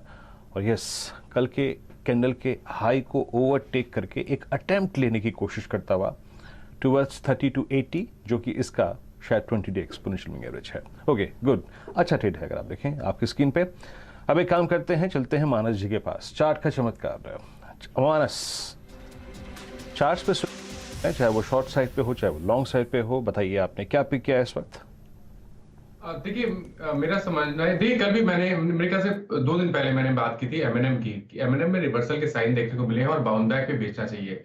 कल हमने बाउंस बैक देख लिया एमएनएम में और उसके बाद आज फिर से सेलिंग प्रेशर देखने को मिल रहा है और स्टॉक अब 20 डे मूविंग एवरेज के नीचे बहुत कंफर्टेबली ट्रेड कर रहा है। मेरा समझना है कि एमएनएम में बिकवाली करनी है। 950 रुपए के टारगेट के लिए आप बिकवाली करिए 996 के स्टॉप लॉस के साथ। 950 का टारगेट। एमएनएम एक शॉर्ट का ट्रेड है इस समय मानस के लिए चार्ट्स पर। ये फिलहाल आपके लिए एक सौदा मंदी की तरफ का। राहुल शर्मा आपके जिम्मे है एफएनओ का सुपरस्टार। जी आशा जी, देखिए मेरी नजरें यहाँ पर एशियन पेंट्स पर है। स्टॉक ने 2600 रुपए के आसपास सपोर्ट लिया है, पिछले 3-4 सेशन से वहां पर सस्टेन कर रहा है। और क्योंकि हम क्रूड ऑयल में एक ब्रेकडाउन देख रहे हैं, मेरे हिसाब से एक बाउंस बैक ट्रेड आपको, रिबाउंड ट्रेड आपको एशियन पेंट्स में देखने को मिल सकता है। तो मेरा यहाँ पर एक कंडीशनल बाय रहेगा। जैसे ही इसका 2700 का लेवल निकले तो बाय अबाउट 2700। मुझे लगता है कि 2700 अगर आपकी बार निकलता है तो हमें फास्ट यहाँ पर 200 पॉइंट की अपसाइड यानी कि 2900 तक की अपसाइड एशियन पेंट्स में देखने को मिल सकती है। आपको स्टॉप लॉस लगाना होगा 2640 का, और जैसे 2700 का लेवल क्रॉस होता है यहाँ पर बाय सिग्नल जनरेट होगा एक इमीडिएट 10% अपसाइड के लिए। तो 10% का अपसाइड और एशियन पेंट में आप खरीदारी करके चले जो 2660 के आसपास इस समय इसके फ्यूचर्स ट्रेड करते हुए दिखाई दे रही है। एक मौका तेजी की तरफ का। तो 2 तेजी के ट्रेड्स, एक तो टीसीएस पर एक लॉन्ग का ट्रेड 3250 का कॉल सजेस्ट किया असित ने 70 के टारगेट के लिए। एशियन पेंट पर एक राय तेजी की। मानस ने एक मंदी का ट्रेड आइडेंटिफाई किया है एमएनएम में। और अब चलते हैं गौरांग शाह की तरफ। होपफुली इनका लिंक में थोड़ा सा सुधार देखने को मिला हो, पहले हम पूरी बात सुन नहीं पाए इनकी। गौरांग, एक मिड कैप ट्रेड जो इस समय आप एग्जीक्यूट करेंगे, फंडा ट्रेड। पहले तो माफी चाहूंगा अर्शदा, दूर संचार हमसे थोड़ा बहुत दूर चला गया था, इसके लिए कुछ बाधाएं थी, उसके लिए क्षमा चाहता हूं मैं। ब्रॉडर मार्केट्स में मिड कैप स्मॉल कैप में एक स्मॉल कैप कंपनी है अर्शदा जिसका नाम है टीटीके प्रेस्टीज। इसका मौजूदा स्तर करीबन 790 के आसपास है और ये कंपनी बहुत ही बेहतरीन घरेलू उपकरण बनाती है और चौथी तिमाही में लागत खर्च को लेकर के जो मुनाफे में दबाव आ रहा था उसको दूर करने के लिए इन्होंने अपने प्रोडक्ट्स के दाम बढ़ाए थे, जिससे बहुत बेहतरीन तरीके से सेट ऑफ हुआ था ये।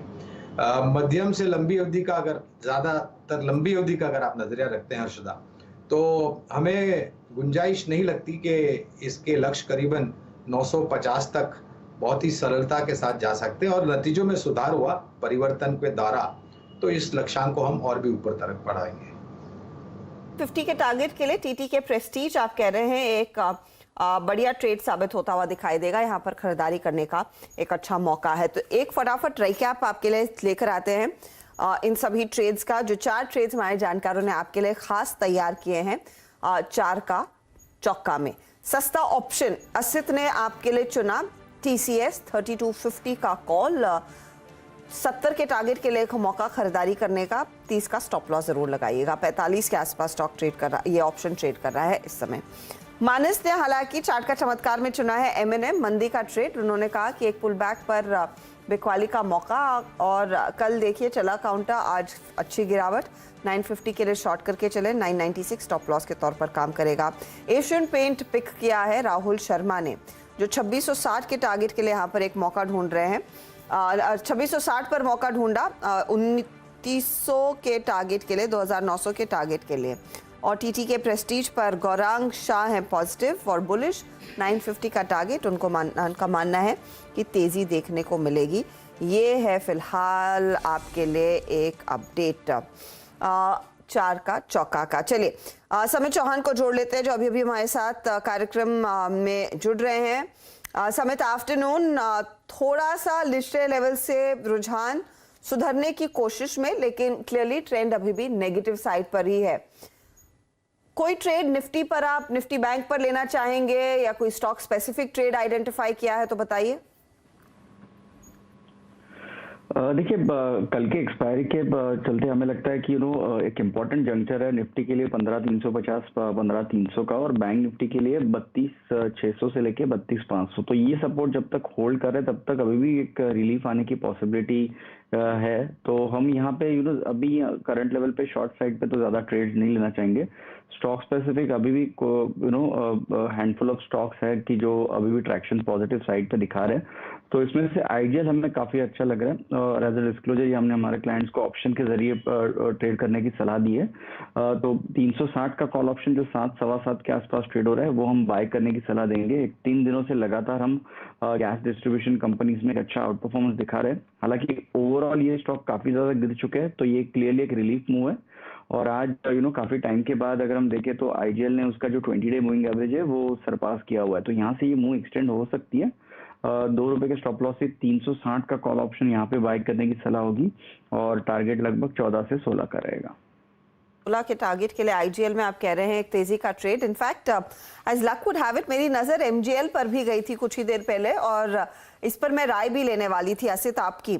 734 के लेवल्स देखिए एमजीएल दिखा रहा है, आईजीएल अभी 360 का कॉल। समित कह रहे हैं एक अपॉर्चुनिटी है। अब आप एमजीएल का चार्ट देखेंगे तो 2.25% ऊपर है ये particular trade. Open interest addition देखने को मिला है, वॉल्यूम एक्शन ठीक ठाक है। क्या यहाँ पर भी आपको मौका दिख रहा है? I think Harshita ji MGL put writing काफी अच्छा डिसेंट हुआ है 90,000 प्लस एंड कॉल अनवाइंडिंग हुआ है। मुझे लगता है कि इसको ऑप्शंस में नहीं ले सकते because it's illiquid counter, but मुझे लगता है कि अगर 730 के ऊपर ये ट्रेड कर रहा है, क्लोज दे रहा है, we might see level of around 745 to 50।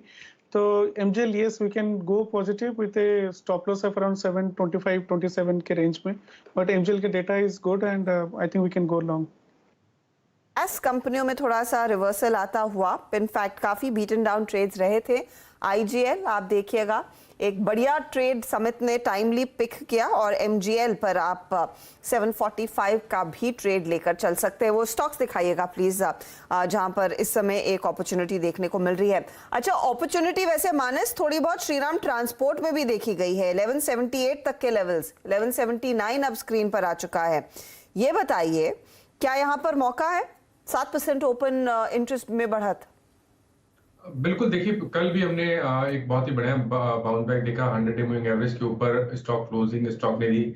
आज थोड़ा करेक्शन ऊपर के लेवल से देखने को मिला और उसका रीजन ये है कि पहले भी अगर आप देखिए तो 1200 के आसपास स्टॉक ने रेजिस्टेंस फेस किया था, तो आज भी 1200 के आसपास रेजिस्टेंस फेस किया, लेकिन जो बेसिक ट्रेंड दिखता है वो पॉजिटिव लगता है, इसलिए 1155 के स्टॉप लॉस से यहाँ पर बने रहना चाहिए। 1200 के लेवल ब्रेक होंगे तब आपको बड़ा मूव देखने को मिलेगा, और उस केस में शायद 1270 और उसके बाद 1310 तक के स्तर भी देखने को मिल जाएंगे।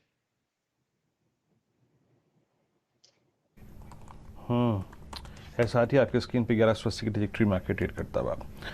ओके, 2.26% अगर आप देखिए 2.25% जून फ्यूचर्स ऊपर आके ट्रेड कर रहे हैं।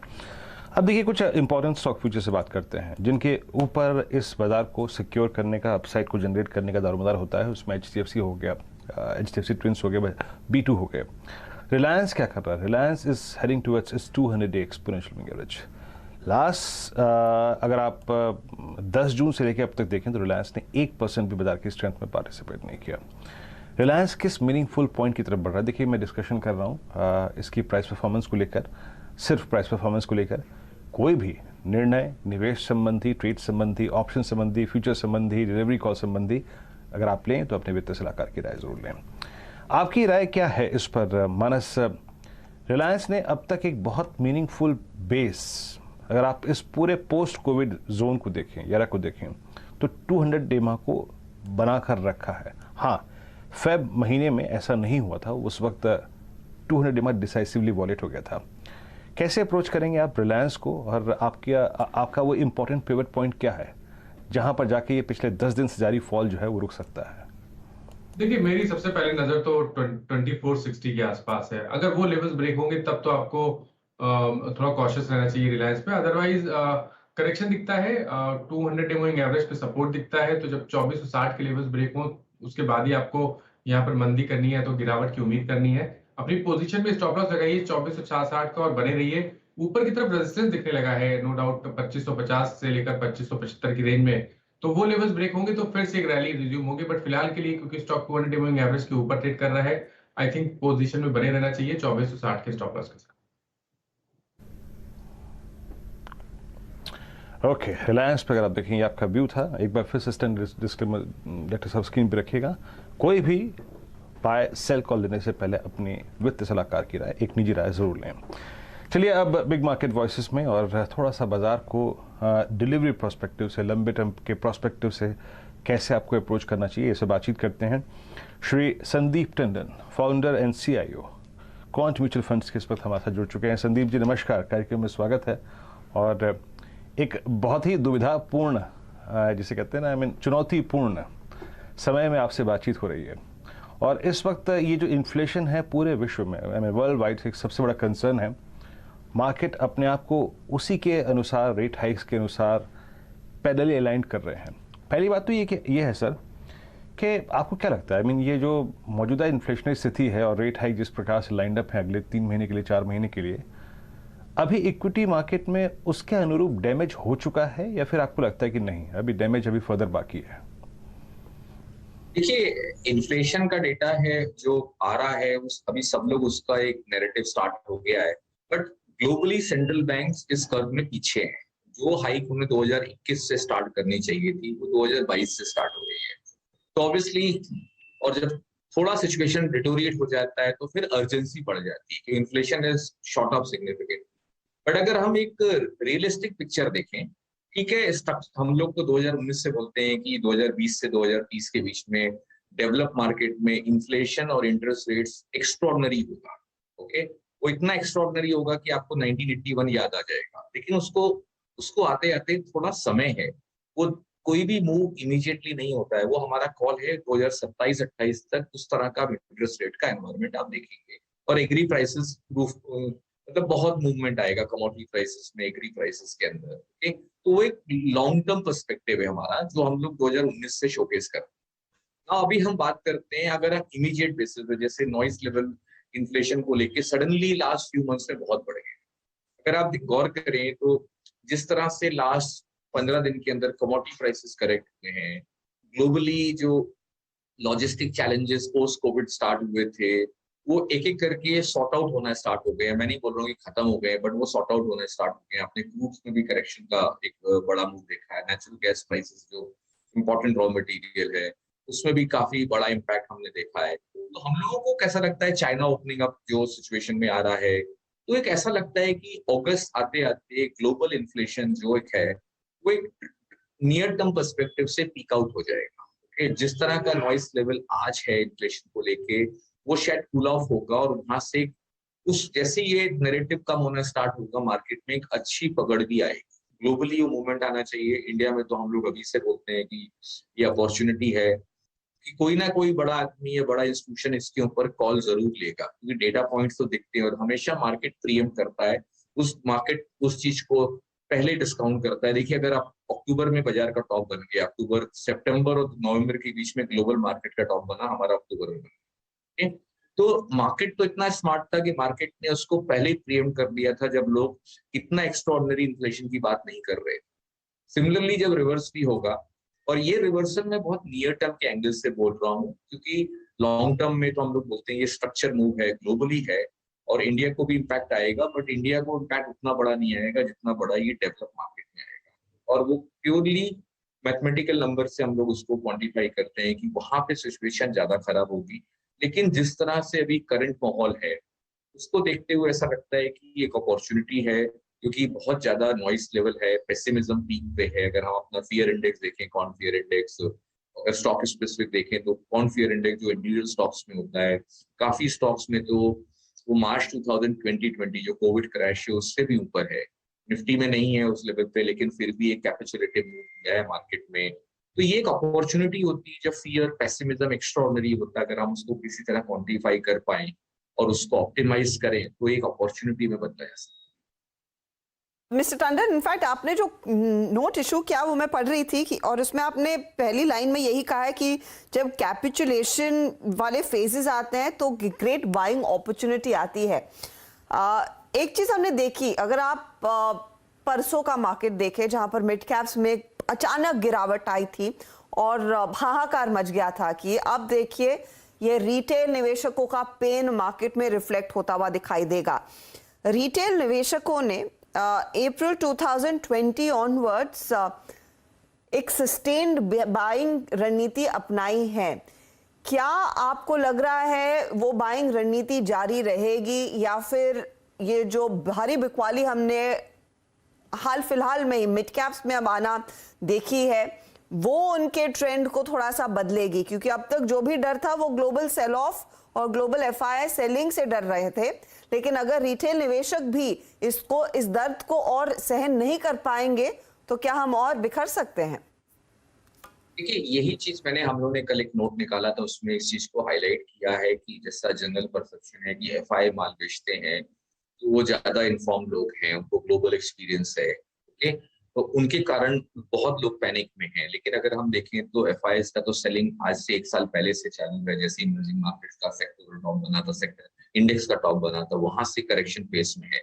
बट मैं एक चीज और इम्पोर्टेंट बोलता हूँ, purely from behaviour analysis perspective, her market का एक साइकिल में एक लीडरशिप होती है। जैसे 2003, जब अगस्त 2003 या जून 2003 में ग्लोबल रैली स्टार्ट हुई थी और इंडिया में भी आई थी, वो इंडिया में एफआई ड्रिवन रैली थी। एफआईएस जो फॉरेन फाइनेंशियल इंस्टीट्यूशन है वो एक ड्राइविंग सीट पे थे, उसने उस पूरी अपॉर्चुनिटी को कैपिटलाइज किया।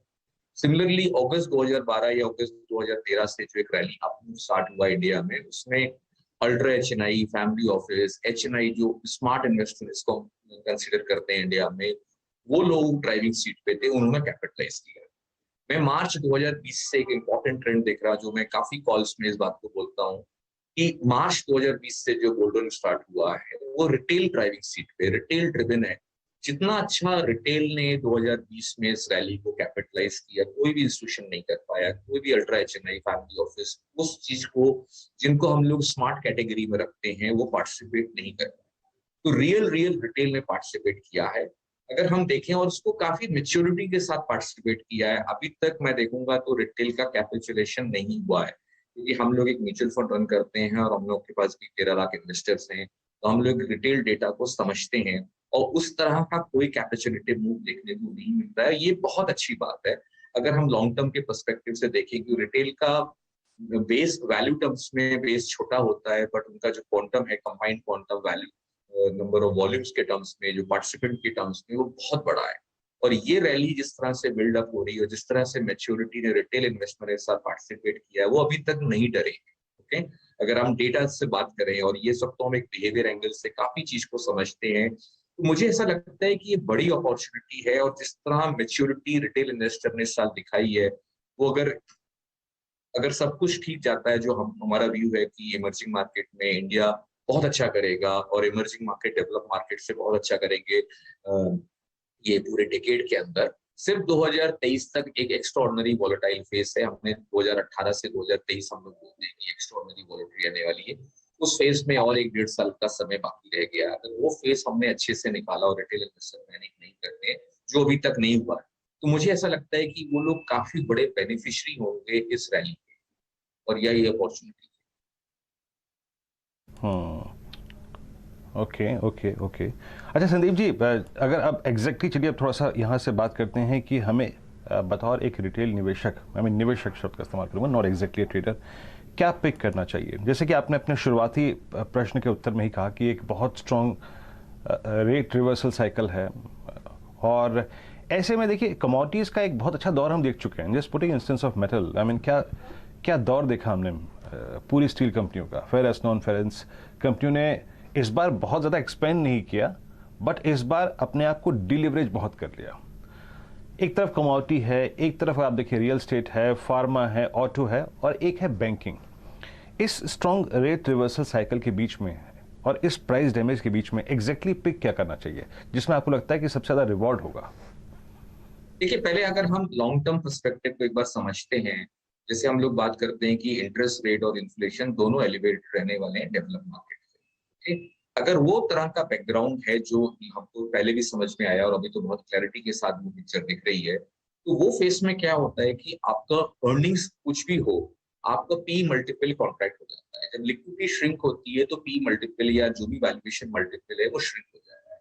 वो फेस में आपको ग्रोथ स्टॉक का जो मल्टीपल हम लोगों ने लास्ट कई सालों से दे रहे थे, मल्टी ईयर बुल रन जो था ग्रोथ स्टॉक्स में ग्लोबली, वो साइकिल खत्म हो गई है। तो हम लोग को एक लॉन्ग टर्म पर्सपेक्टिव से जो हम लोग का प्रेडिक्टिव एनालिटिक्स का अंडरस्टैंडिंग है कि अगला पूरा टिकेट 2021 से अगर हम बात करें, 2021 सितंबर 2021 से अगर हम मोटा 10 साल का होराइजन पकड़े, तो ये वैल्यू स्टॉक्स का साइकिल होगा, ग्रोथ स्टॉक का नहीं होगा। तो हमारा जो कोर पोर्टफोलियो, जैसे हमने अपने पूरा पोर्टफोलियो में वैल्यू को कोर पोर्टफोलियो बिल्ड किया है और ग्रोथ को टैक्टिकल पोर्टफोलियो की तरह ट्रेड करते हैं उसमें, तो वो एक इंपॉर्टेंट चीज है। हमें ग्रोथ स्टॉक से ज्यादा वैल्यू स्टॉक पे फोकस करना चाहिए। अब ये स्पेस में क्या अपॉर्चुनिटी है, जब लिक्विडिटी श्रिंक होती है, डीग्लोबलाइजेशन का फेस होता है, ट्रेड वॉर का रिलेटेड चैलेंजेस होते हैं, तो हमें domestic centric economy, utilities company, जो ग्लोबली पावर सेक्टर में हो रहा है, तो energy stocks, power stock, capital good की एक बहुत बड़ी साइकिल अपने फेवर में प्ले आउट हो रही है इंडिया में, जो 10 साल एक डिकेड के बाद वो साइकिल स्टार्ट हुई है। थोड़ा बहुत आगे पीछे होगा,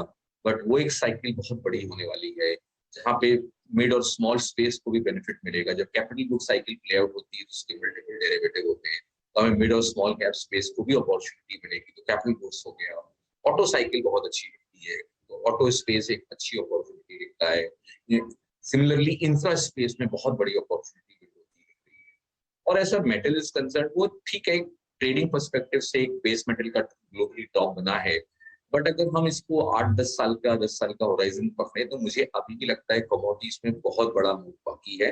ग्लोबली फिस्कल स्टिमुलस चालू हो गया है, हमारे मॉनेटरी स्टिमुलस स्पीक आउट हो गया है, तो इंफ्रा स्पेंडिंग रहने वाली है, और इंडिया में तो खास तौर पे इंफ्रा स्पेंडिंग बहुत रहने वाली है। तो हम उस बैकग्राउंड में बहुत ज्यादा नेगेटिव नहीं हो सकते मटेरियल सेक्टर के अंदर। तो हम लोग तो अपॉर्चुनिटी देखेंगे जहां पे ये बहुत ज्यादा वापस नेग्लेक्टेड टेरिटरी में आना स्टार्ट हो जाएंगे, हेटेड जोन में आ जाते हैं, तो वो सेक्टर को पार्टिसिपेट करना है। तो जैसे बैंकिंग सेक्टर हो गया, कमोडिटीज इन जनरल अच्छा लगता है, कैपिटल गुड साइकिल है, ऑटो है, पावर है, मीडिया सेक्टर है, ये सब सेक्टर में हमको, टेलीकॉम है, ये सब सेक्टर, इंफ्रा, ये सब सेक्टर में हमको बड़ी अपॉर्चुनिटी दिखती है, बजाय जो हमारे ट्रेडिशनल ग्रोथ स्टॉक्स हैं उनको मैं थोड़ा अवॉइड कर रहा हूँ। ट्रेडिशनल ग्रोथ स्टॉक से दूर रहेंगे, लेकिन आप कैपिटल गुड्स, इंफ्रा, ऑटो में, तो आपने क्योंकि फाइनेंस का मेंशन नहीं किया, उसे आप ग्रोथ बास्केट में डाल रहे हैं? ऑल्सो बैंकिंग को भी हम लोग उस कैटेगरी में करते हैं। इकोनॉमी अगर ग्रो करेगी तो बैंकिंग फाइनेंशियल्स लेने वाला है, और उसमें पीएसयू बैंक्स को भी हम लोग हाईलाइट करते हैं कि पीएसयू बैंक्स ज्यादा अच्छा परफॉर्मेंस देंगे प्राइवेट सेक्टर बैंक से, बट उसमें चॉइस बहुत लिमिटेड होगी। संदीप जी, क्योंकि आप ये ग्रोथ और वैल्यू की बात कर रहे थे, आपकी नोट में आप ऑफ कोर्स करेंसी का भी जिक्र करते हैं, और आज ही हमने देखा है 78.25 के आसपास, 78.28 के आसपास रुपी ट्रेड करता हुआ दिखाई दे रहा है। ये नॉर्मल एनवायरनमेंट में आईटी कंपनियों के लिए पॉजिटिव रहता है, लेकिन आईटी में इतना कुछ खास जज्बा नहीं दिख रहा है लोगों के बीच तेजी करने का। ये क्या घटती इंटरनेशनल डिमांड या फिर ओवरऑल बजटिंग ट्रेंड थोड़ा सा फीका पड़ सकता है गोइंग फॉरवर्ड इन्फ्लेशनरी एनवायरनमेंट के चलते, वो कंसर्न है? देखिए, हम लोग बिहेवियर एनालिसिस में हमेशा सेंटिमेंट्स और परसेप्शन एनालिटिक्स की बात करते हैं। जो टेक्नोलॉजी सेक्टर है वो ग्लोबल नेचर का है, ओके, और अगर यूएस मार्केट का एनवायरनमेंट खराब होता है, ओके, अगर यूएस मार्केट में एनवायरनमेंट डैमेज होता है तो टेक्नोलॉजी सेक्टर का डी रेटिंग स्टार्ट होता है, जो ऑलरेडी स्टार्ट हो चुका है।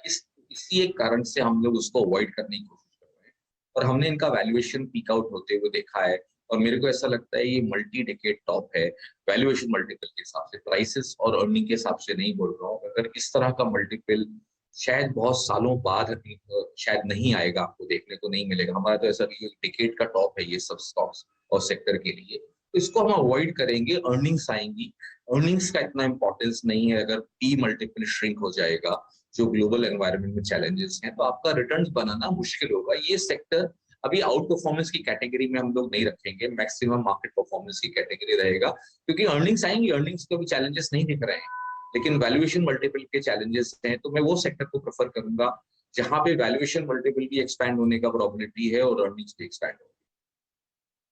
शुक्रिया संदीप टंडन हमारे लिए समय निकालकर अपनी राय देने के लिए। तो खास सेक्टर्स जिन पर फोकस है वो डोमेस्टिक ग्रोथ स्टोरी से जुड़े हुए हैं, डोमेस्टिक इन्वेस्टमेंट से जुड़े हुए हैं, उन्हीं पर फोकस किया जाए इस समय। बहुत बहुत धन्यवाद हमारे लिए समय निकालने के लिए। तो कैपिटल गुड्स, इंफ्रा, ऑटो कंपनियों का जिक्र करते हुए संदीप टंडन इस समय निवेश के लिहाज से। लेकिन एविएशन स्टॉक्स में इंटरग्लोब एविएशन आपकी स्क्रीन पर लेकर आएंगे। दरअसल जो डेटा निकल कर आ रहा है कि ये मई का एविएशन डेटा है, पैसेंजर लोड फैक्टर बढ़ा है, 81% पर आया है इंटरग्लोब एविएशन के लिए। दूसरी तरफ इनका मार्केट शेयर हल्का सा घटा, लेकिन 58% के दायरे में ही है। आप देखिएगा स्पाइस जेट के हाथ ज्यादा फायदा लग रहा है। स्पाइस जेट का जो पैसेंजर लोड फैक्टर है 89% के आसपास है, और यहाँ पर ओवरऑल घरेलू एयर पैसेंजर ट्रैफिक मई के महीने में 11% बढ़ा है। स्पाइस जेट नीचे, लेकिन इंटरग्लोब एविएशन ऊपर है, 1646 के आसपास ट्रेड करता हुआ। समित, कोई ट्रेड इंटरग्लोब एविएशन में? देखिए, इंडिगो की बात करें तो रिसेंटली ये स्टॉक ने थोड़े डिसेप्टिव मूव्स दिए हुए हैं। हालांकि लास्ट 2 दिनों से ये स्टॉक रिकवर हो रहा है। एक माइनर पुल बैक के लिए यहाँ पे ट्रेड लिया जा सकता है, जहाँ पे आपके 1700 के टारगेट्स होंगे, बट यहाँ पे स्ट्रिक्ट स्टॉप लॉस आपको मेंटेन करना है 1610 के आसपास। सो 1610 के आसपास स्टॉप लॉस रखिए। 5 डे ये में ये क्रॉस कर रहा है, तो यहाँ से एटलीस्ट आपको 1690 700 तक मूव मिल सकती है, तो उसके लिए ट्रेड किया जा सकता है। बट इसमें स्ट्रिक्ट स्टॉप लॉस रखना है, क्योंकि जिसकी ओवरऑल जो ट्रेंड है वो अभी भी स्ट्रांगली निगेटिव है। जी हम, और याद रखिए जो जिस खबर पर हम चर्चा कर भी रहे थे कि जो फेयर बैंड है उसको हटाने पर अगर आप देखें सरकार कोई फैसला जल्दी ले सकती है, तो एटलीस्ट अगर आप देखें जो ETF प्राइसेस में सब्सटेंशियल इजाफा आया है उसको एटलीस्ट कुछ पास ऑन करने का कंपनियों को और मौका मिलेगा। 1646 अच्छे तरीके से रिएक्ट करता हुआ इंडिगो आपकी स्क्रीन पर इस वक्त डे हाई पर ट्रेड कर रहा है। खैर, आज याद रखिएगा यतिन से बात तो नहीं करेंगे हम, लेकिन फिर भी 1-2 स्टॉक्स देख लेते हैं जहाँ पे वॉल्यूम्स के साथ बहुत ज़्यादा काम हुआ है, जिनमें वॉल्यूम्स बहुत सब्सटेंशियली हाई थे। डॉक्टर साहब, एक बार ज़रा आप लेके आइएगा टाटा स्टील। मेटल्स की हमने बात आज पूरे दिन करी, ज़रा आप टाटा स्टील लेके आइएगा। और टाटा स्टील आपकी स्क्रीन पर ट्रेड कर रहा है लगभग 840। ये इस दौर की इसकी लोवेस्ट, सबसे लोवेस्ट ट्रेजेक्ट्री है। और आज भी आप समझ लीजिए कि पिछले 3 दिन से जो सेलिंग प्रेशर काफ़ी हावी हुआ है वो अच्छे खासे वॉल्यूम, इनफैक्ट मैं कहूँ तो शायद लास्ट वेडनेसडे से जो इसका वॉल्यूम है वो इसके एवरेज वॉल्यूम के अप्रॉक्सीमेटली 1.2 टाइम्स है। अब इसने क्या किया है जनाब, देखिए अब इसका एक मीनिंगफुल पॉइंट निकल के आता है 780 के आसपास। क्यों? क्योंकि इसकी जो सेकंड लेग ऑफ रैली थी वो 31 मार्च या फिर कह लीजिए 1 अप्रैल 2021 को शुरू हुई थी, जब ये स्टॉक 780 से लेकर करीब करीब पहुंच गया था 1535। Manas somebody who is holding short, जिसके पास शॉर्ट है, क्या 780 एक लॉजिकल पॉइंट हो सकता है? और नेक्स्ट मंथ की कोई अभी भी आप पुट सिक्योर करने की राय देंगे? देखिए, मॉर्निंग का आज सबसे पहले मार्केट ओपन होने के बाद ट्रेड मेरा टाटा स्टील पे ही सेल का रिकमेंडेशन था और मैंने 810 तक के टारगेट दिए थे, तो वो अभी मेंटेन है और मेरा समझना है कि स्टॉप लॉस को रिवाइज कर लेना चाहिए। पहले 876 का स्टॉप लॉस था, अब 851 के स्टॉप लॉस से अपनी पोजीशन में बने रही है 810 के टारगेट के लिए। फ्रेश शॉर्ट भी आप अभी करंट लेवल्स पे कर सकते हैं। स्टॉप लॉस जरूर रखिएगा 851 का 810 के टारगेट के लिए। और ऑप्शन में भी बिल्कुल ट्रेड ले सकते हैं। 840 का पुट ऑप्शन में आप खरीदारी करिए, जो कि 29 रुपए के आसपास ट्रेड कर रहा है। 19 रुपए के स्टॉप लॉस से 50 रुपए के टारगेट आपको 840 के कॉल पुट ऑप्शन में भी देखने को मिल सकते हैं। यहाँ पे टाटा स्टील आपके स्क्रीन पे डेरों पे ट्रेड करता हुआ, निफ्टी भी अगर आप देखिए बैकफुट पे है, बट स्टिल अगर आप देखिए 15,400 के ऊपर आके ट्रेड कर रहा है। बहुत कुछ डिसाइसिवली क्या ले सकते हैं हम, सुबह हमने याद रखिएगा एक ग्रुप पे, एक समूह पे और बात की थी, वो था केमिकल बास्केट की। जनाब यहाँ पे स्ट्रक्चर कमज़ोर रहे हैं और कमज़ोर पड़ रहे हैं। यूपीएल इस पूरे फॉल को लीड कर रहा है और एक और फ्रेश ब्रेकडाउन का खतरा जिस स्टॉक में है वो है टाटा केमिकल। ऐसे जरा टाटा केमिकल के चार्ट को देखिएगा, और मैं टाटा केमिकल के चार्ट को अगर रीड करूं, जनवरी 2021 से, या फिर जनवरी क्यों, मैं इसको लेता हूं नवंबर 2020 से। अगर मैं इस पूरे चार्ट को रीड करूं तो एक ऐसा चंक है, एक ऐसा जोन है जहां पर मैं इसको दो भागों में डिस्ट्रीब्यूट कर सकता हूं, बाइसेक्ट कर सकता हूं, और वो है स्ट्रेंथ अबव 783, जो कि शुरू हुई थी 2 अगस्त को, जब ये स्टॉक 800 रुपए से 1200 रुपए हो गया था, और अब वो पूरा का पूरा जोन वॉलेट हो रहा है 800 रुपए का। आपके जहन में आता क्या है? कोई पुट ऑप्शन लेंगे आप नेक्स्ट मंथ की इसकी, इस बात के मद्देनजर कि एक बड़ा बेस टूट रहा है यहाँ पर? Virendra ji, kind of the structure is definitely weak, उसमें कोई दो राय नहीं है। आई थिंक 760 का पुट, अगर I was just checking the strike price, just give me a second. 160 का पुट ऑप्शन का प्राइस एक बार जुलाई महीने का अगर देखेंगे तो हम 780 का जो स्ट्राइक प्राइस का पुट है, that is coming around 33 rupees, और 760 का इज कमिंग अराउंड 22 रुपीज, और वॉल्यूम ज्यादा नहीं है उसमें। So that is one concern that I have कि इसमें वॉल्यूम ज्यादा नहीं है। बट आई थिंक अगर फ्यूचर में हम इसको देख सकते हैं तो फ्यूचर में I think we can go short with a stop loss, मतलब थोड़ा पोजिशनल टारगेट रहेगा for a stop loss of around 800 का level, for a target of around 760 750 के रेंज में। बट टाटा केमिकल का स्ट्रक्चर इज वीक एंड मुझे लगता है कि इसमें और भी थोड़ा स्लाइड डाउन कर सकता है। गौरांग, कुछ देर पहले हम गेल, आईजीएल और एमजीएल की बात कर रहे थे। अब एलएनजी के लिए अपडेट आ रहा है कि एलएनजी प्रोडक्शन कारोबार में गेल के उतरने का दरअसल प्लान है। इस खबर को कैसे पढ़ेंगे आप? हर्षदा, मेरे ख्याल से एलपीजी और सीएनजी, ये दोनों की जो मांग है वो बहुत ही तीव्र गति से आपको ऊपर जाती हुई दिखाई देगी आने वाले भविष्य में। और सरकार भी अपने तरफ से जो डिस्ट्रीब्यूशन पाइपलाइन का इंफ्रास्ट्रक्चर है वहाँ पर बहुत बड़े खर्चे कर रही है इसको बनाने के लिए, क्योंकि हाल फिलहाल कुछ दिक्कतें हैं सप्लाई साइड इश्यूज को लेकर के। और डाउन साउथ मेरे ख्याल से एक बहुत लंबी और बड़ी पाइपलाइन इन्होंने ऑलरेडी खड़ी कर दी है। तो मेरा ये मानना है कि ये पूरा जो सेक्टर है गैस का, खास करके एलपीजी और सीएनजी रिलेटेड, जिसमें आप MGL, IGL, Gujarat gas, Gujarat state Petronet LNG जैसी कंपनियां ले लीजिए, ये मेरे ख्याल से अहम भूमिका निभाएंगे आने वाले समय में जिस तरीके से मांग ऊपर जाने वाली है। और of course compressed natural gas के कंजम्पशन को लेकर के तो मेरे ख्याल से काफी सकारात्मक सा नजरिया उभर करके आ रहा है। अब बड़ी इंटरेस्टिंग डेवलपमेंट आती हुई साफ देखने को मिल रही है। अच्छा, नज़ारा टेक एक बार नज़र डाल लीजिए। नज़ारा पर नज़र, 991 का स्टॉक है, 4.5% अचानक बिकवाली देखने को मिल रही है। यहाँ पर बिकवाली इनफैक्ट हर टिक के साथ बढ़ती हुई दिखाई दे रही है। महाराज, कुछ खास हुआ है क्या इधर टेक्निकली? देखिए टेक्निकली तो पहले से ही लोअर टॉप लोअर बॉटम बन रहे थे। एक सपोर्ट पिछले 2 दिनों से डेवलप हुआ था 1030 1020 की रेंज में, तो वो भी ब्रीच हो गया और शायद इसीलिए थोड़ा सेलिंग प्रेशर देखने को मिला है। बट ट्रेंड वीक है और मैं तो उम्मीद करूंगा कि यहाँ पर आपको शायद 950 या 940 तक के स्तर भी देखने को मिल जाएंगे। तो शॉर्ट टर्म के हिसाब से तो बिल्कुल एक वीक चार्ट है और खरीदारी केवल और केवल 1055 1056 के ऊपर ही करेंगे। 55 1056। गौरांग, आप कैसे पढ़ रहे हैं इस वीकनेस को? मेरे ख्याल में 27 या 28 जुलाई, if I am not mistaken, next date होगी ये बोनस इशू को लेकर। 1:1 का जो बोनस कंपनी ने अनाउंस किया था मई के महीने में, बट स्टॉक लगातार बिकवाली के गिरफ्त में आजकल। अर्षदा, एक कारण हो सकता है कि कोई बड़ा निवेशक यहाँ से बाहर के तरफ का रास्ता देख रहा हो, लेकिन ये जो कंपनी है नज़ारा टेक, हर्षदा, प्योर कंपैरिजन करने के लिए जहाँ तक मेरी जानकारी है ऐसी कोई लिस्टेड एंटिटी है नहीं।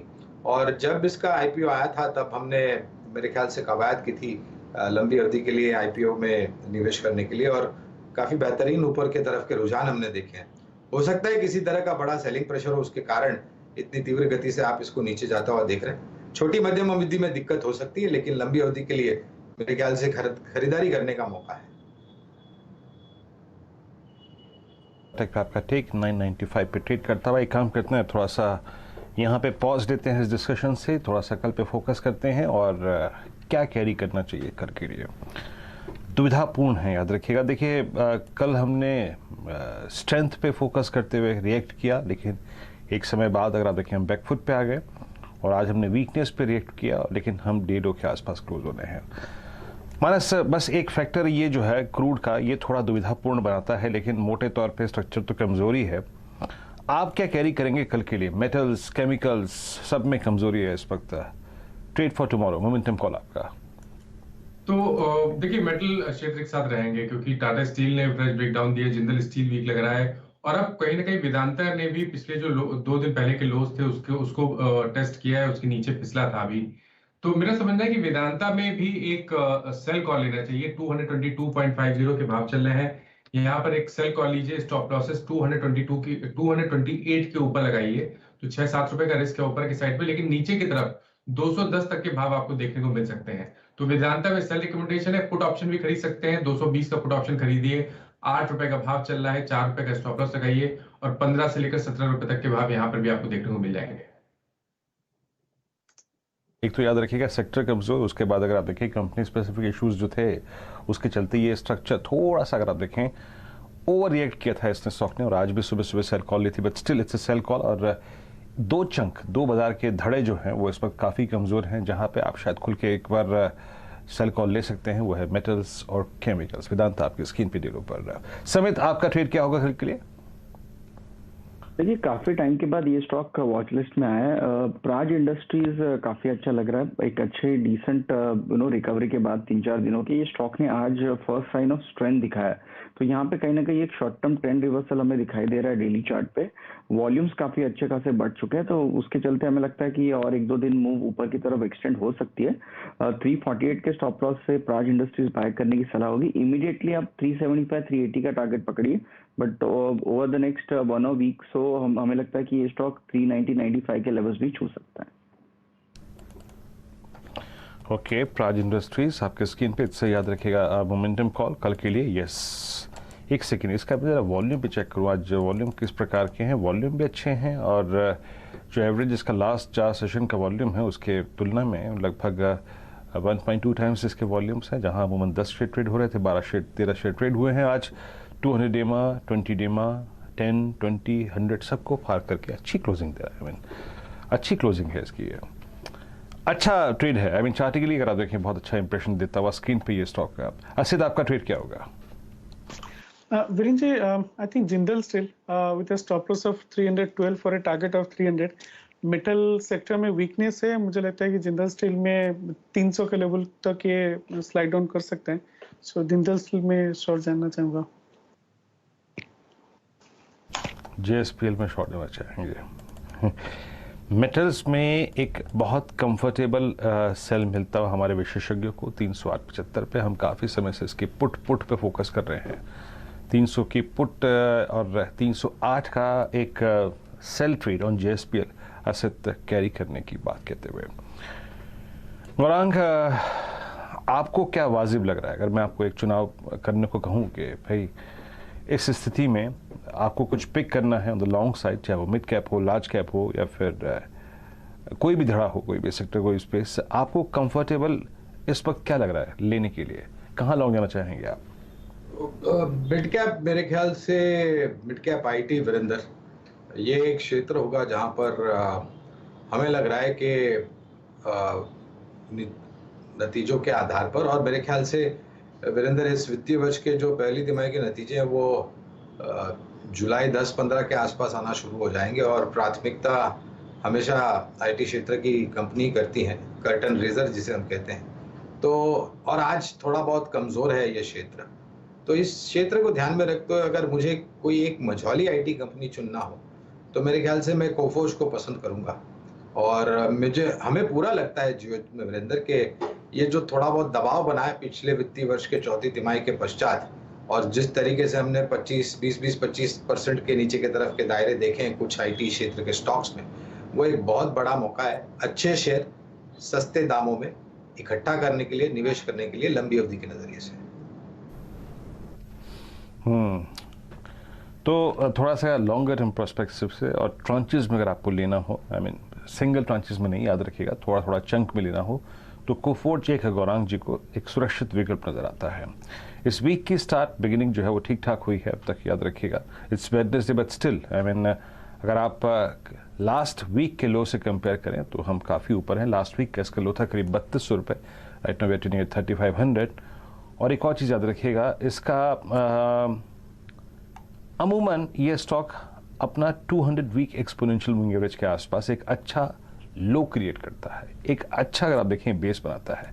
बस आपके रेफरेंस के लिए बताता हूँ कि 2955 पे उसका ये 200 वीक एक्सपोनेंशियल मूविंग एवरेज आता है। तो गौरांग जी ने जो कहा है ना आपको कि आपको ट्रांचेस में थोड़ा सा ध्यान देना चाहिए, इस स्टॉक पे नजर रखिएगा। स्टॉक पे मोमेंटम कॉल्स का क्रम अगर आप देखें यहाँ पूरा हुआ। एक काम करते हैं, एक दो ट्रेड्स और लेते हैं, बात कर लेते हैं थोड़ा सा, और ज़्यादा कैरी नहीं करेंगे, ठीक है।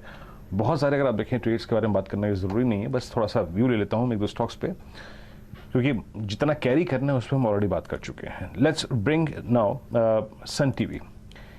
देखिए सन टीवी में क्या हुआ, कल बहुत स्ट्रॉन्ग मूव था, परसों बहुत स्ट्रॉन्ग मूव था, लेकिन एक बात हमें इन प्रिंसिपल समझनी पड़ेगी कि इस पे हायर लेवल पे बड़ी सेलिंग आ रही है। और आज के अगर आप इसके वॉल्यूम्स को देखिए जरा प्लीज़, डायरेक्टर साहब एक बार इसका चार्ट लोड कीजिएगा और इंट्राडे लोड कीजिएगा। आज की सेलिंग जो है वो 25 मई के बाद की, यानी मोर और लेस 1 मंथ फ्रेम पे देखें तो सबसे स्ट्रॉन्गेस्ट सेलिंग है, बड़े वॉल्यूम्स के साथ आई है। तो कितनी भी अच्छी खबरें क्यों ना हो, लेकिन ये स्टॉक हायर लेवल्स पर बहुत सेलिंग विटनेस कर रहा है। मानस अगर किसी ने पिछले 1-2 दिन में इसका लॉन्ग ट्रेड पिक किया होगा तो वो अभी भी खैर लॉस में तो नहीं होगा, सब्सटेंशियल लॉस में नहीं होगा एटलीस्ट, लेकिन इसमें अच्छी खबरों पे भी रिएक्शन बिल्कुल भी रत्ती भर नहीं आ रहा है। एक दिन सस्टेन करता है हायर लेवल्स पे, लेकिन अगले दिन का कोलैप्स जो होता है वो प्रीवियस डे से ज़्यादा अगर आप देखें सिवियर होता है, भारी होता है। मैं देख रहा हूँ कि 24 अगस्त 2020 से लेकर, यानी मोटा मोटी अगर आप देखें 2 साल के टाइम फ्रेम पे अगर इस चार्ट को देखें तो ये 400 का बेस जो है वो क्या खतरे में लग रहा है क्या आपको? देखिए कल मैंने यहाँ पर एक बाय रिकमेंडेशन दिया था क्योंकि यहाँ पर 50 डे मूविंग एवरेज के ऊपर स्टॉक निकला था और बेहतर वॉल्यूम्स हो रहे थे। तो आज का मूव बिल्कुल सरप्राइज मूव था क्योंकि पैटर्न कहीं ना कहीं बॉटम फॉर्मेशन के थे, बट आज सरप्राइज किया स्टॉक ने। मेरा स्टॉप लॉस 434 का था, तो अभी तो काफी नीचे उसके। मेरा समझना ये है कि अगर ये 400 रुपए के नीचे निकलेगा तब आपको फिर से करीब 30 से 40 रुपए का डाउनसाइड देखने को मिलेगा। तो बिल्कुल कॉशियस रहिए अपने स्टॉप लॉसेस। अगर अभी तक आपने नहीं लगाए हैं तो 400 रुपए के नीचे स्टॉप लॉस जरूर लगाइए, और आप खरीदारी तभी करेंगे जब 450-455 के ऊपर स्टॉक निकलेगा। तो थोड़ा सा अगर आप देखें तो ये एक थोड़ा सा स्टॉक पे डेंट पड़ा है। अच्छा 2 स्टॉक्स और लेके आइएगा, एक लेके आइए आप डिफेंस स्टॉक्स में से BEL, और फिर लेके आइएगा आप हिंदुस्तान एरोनॉटिक्स।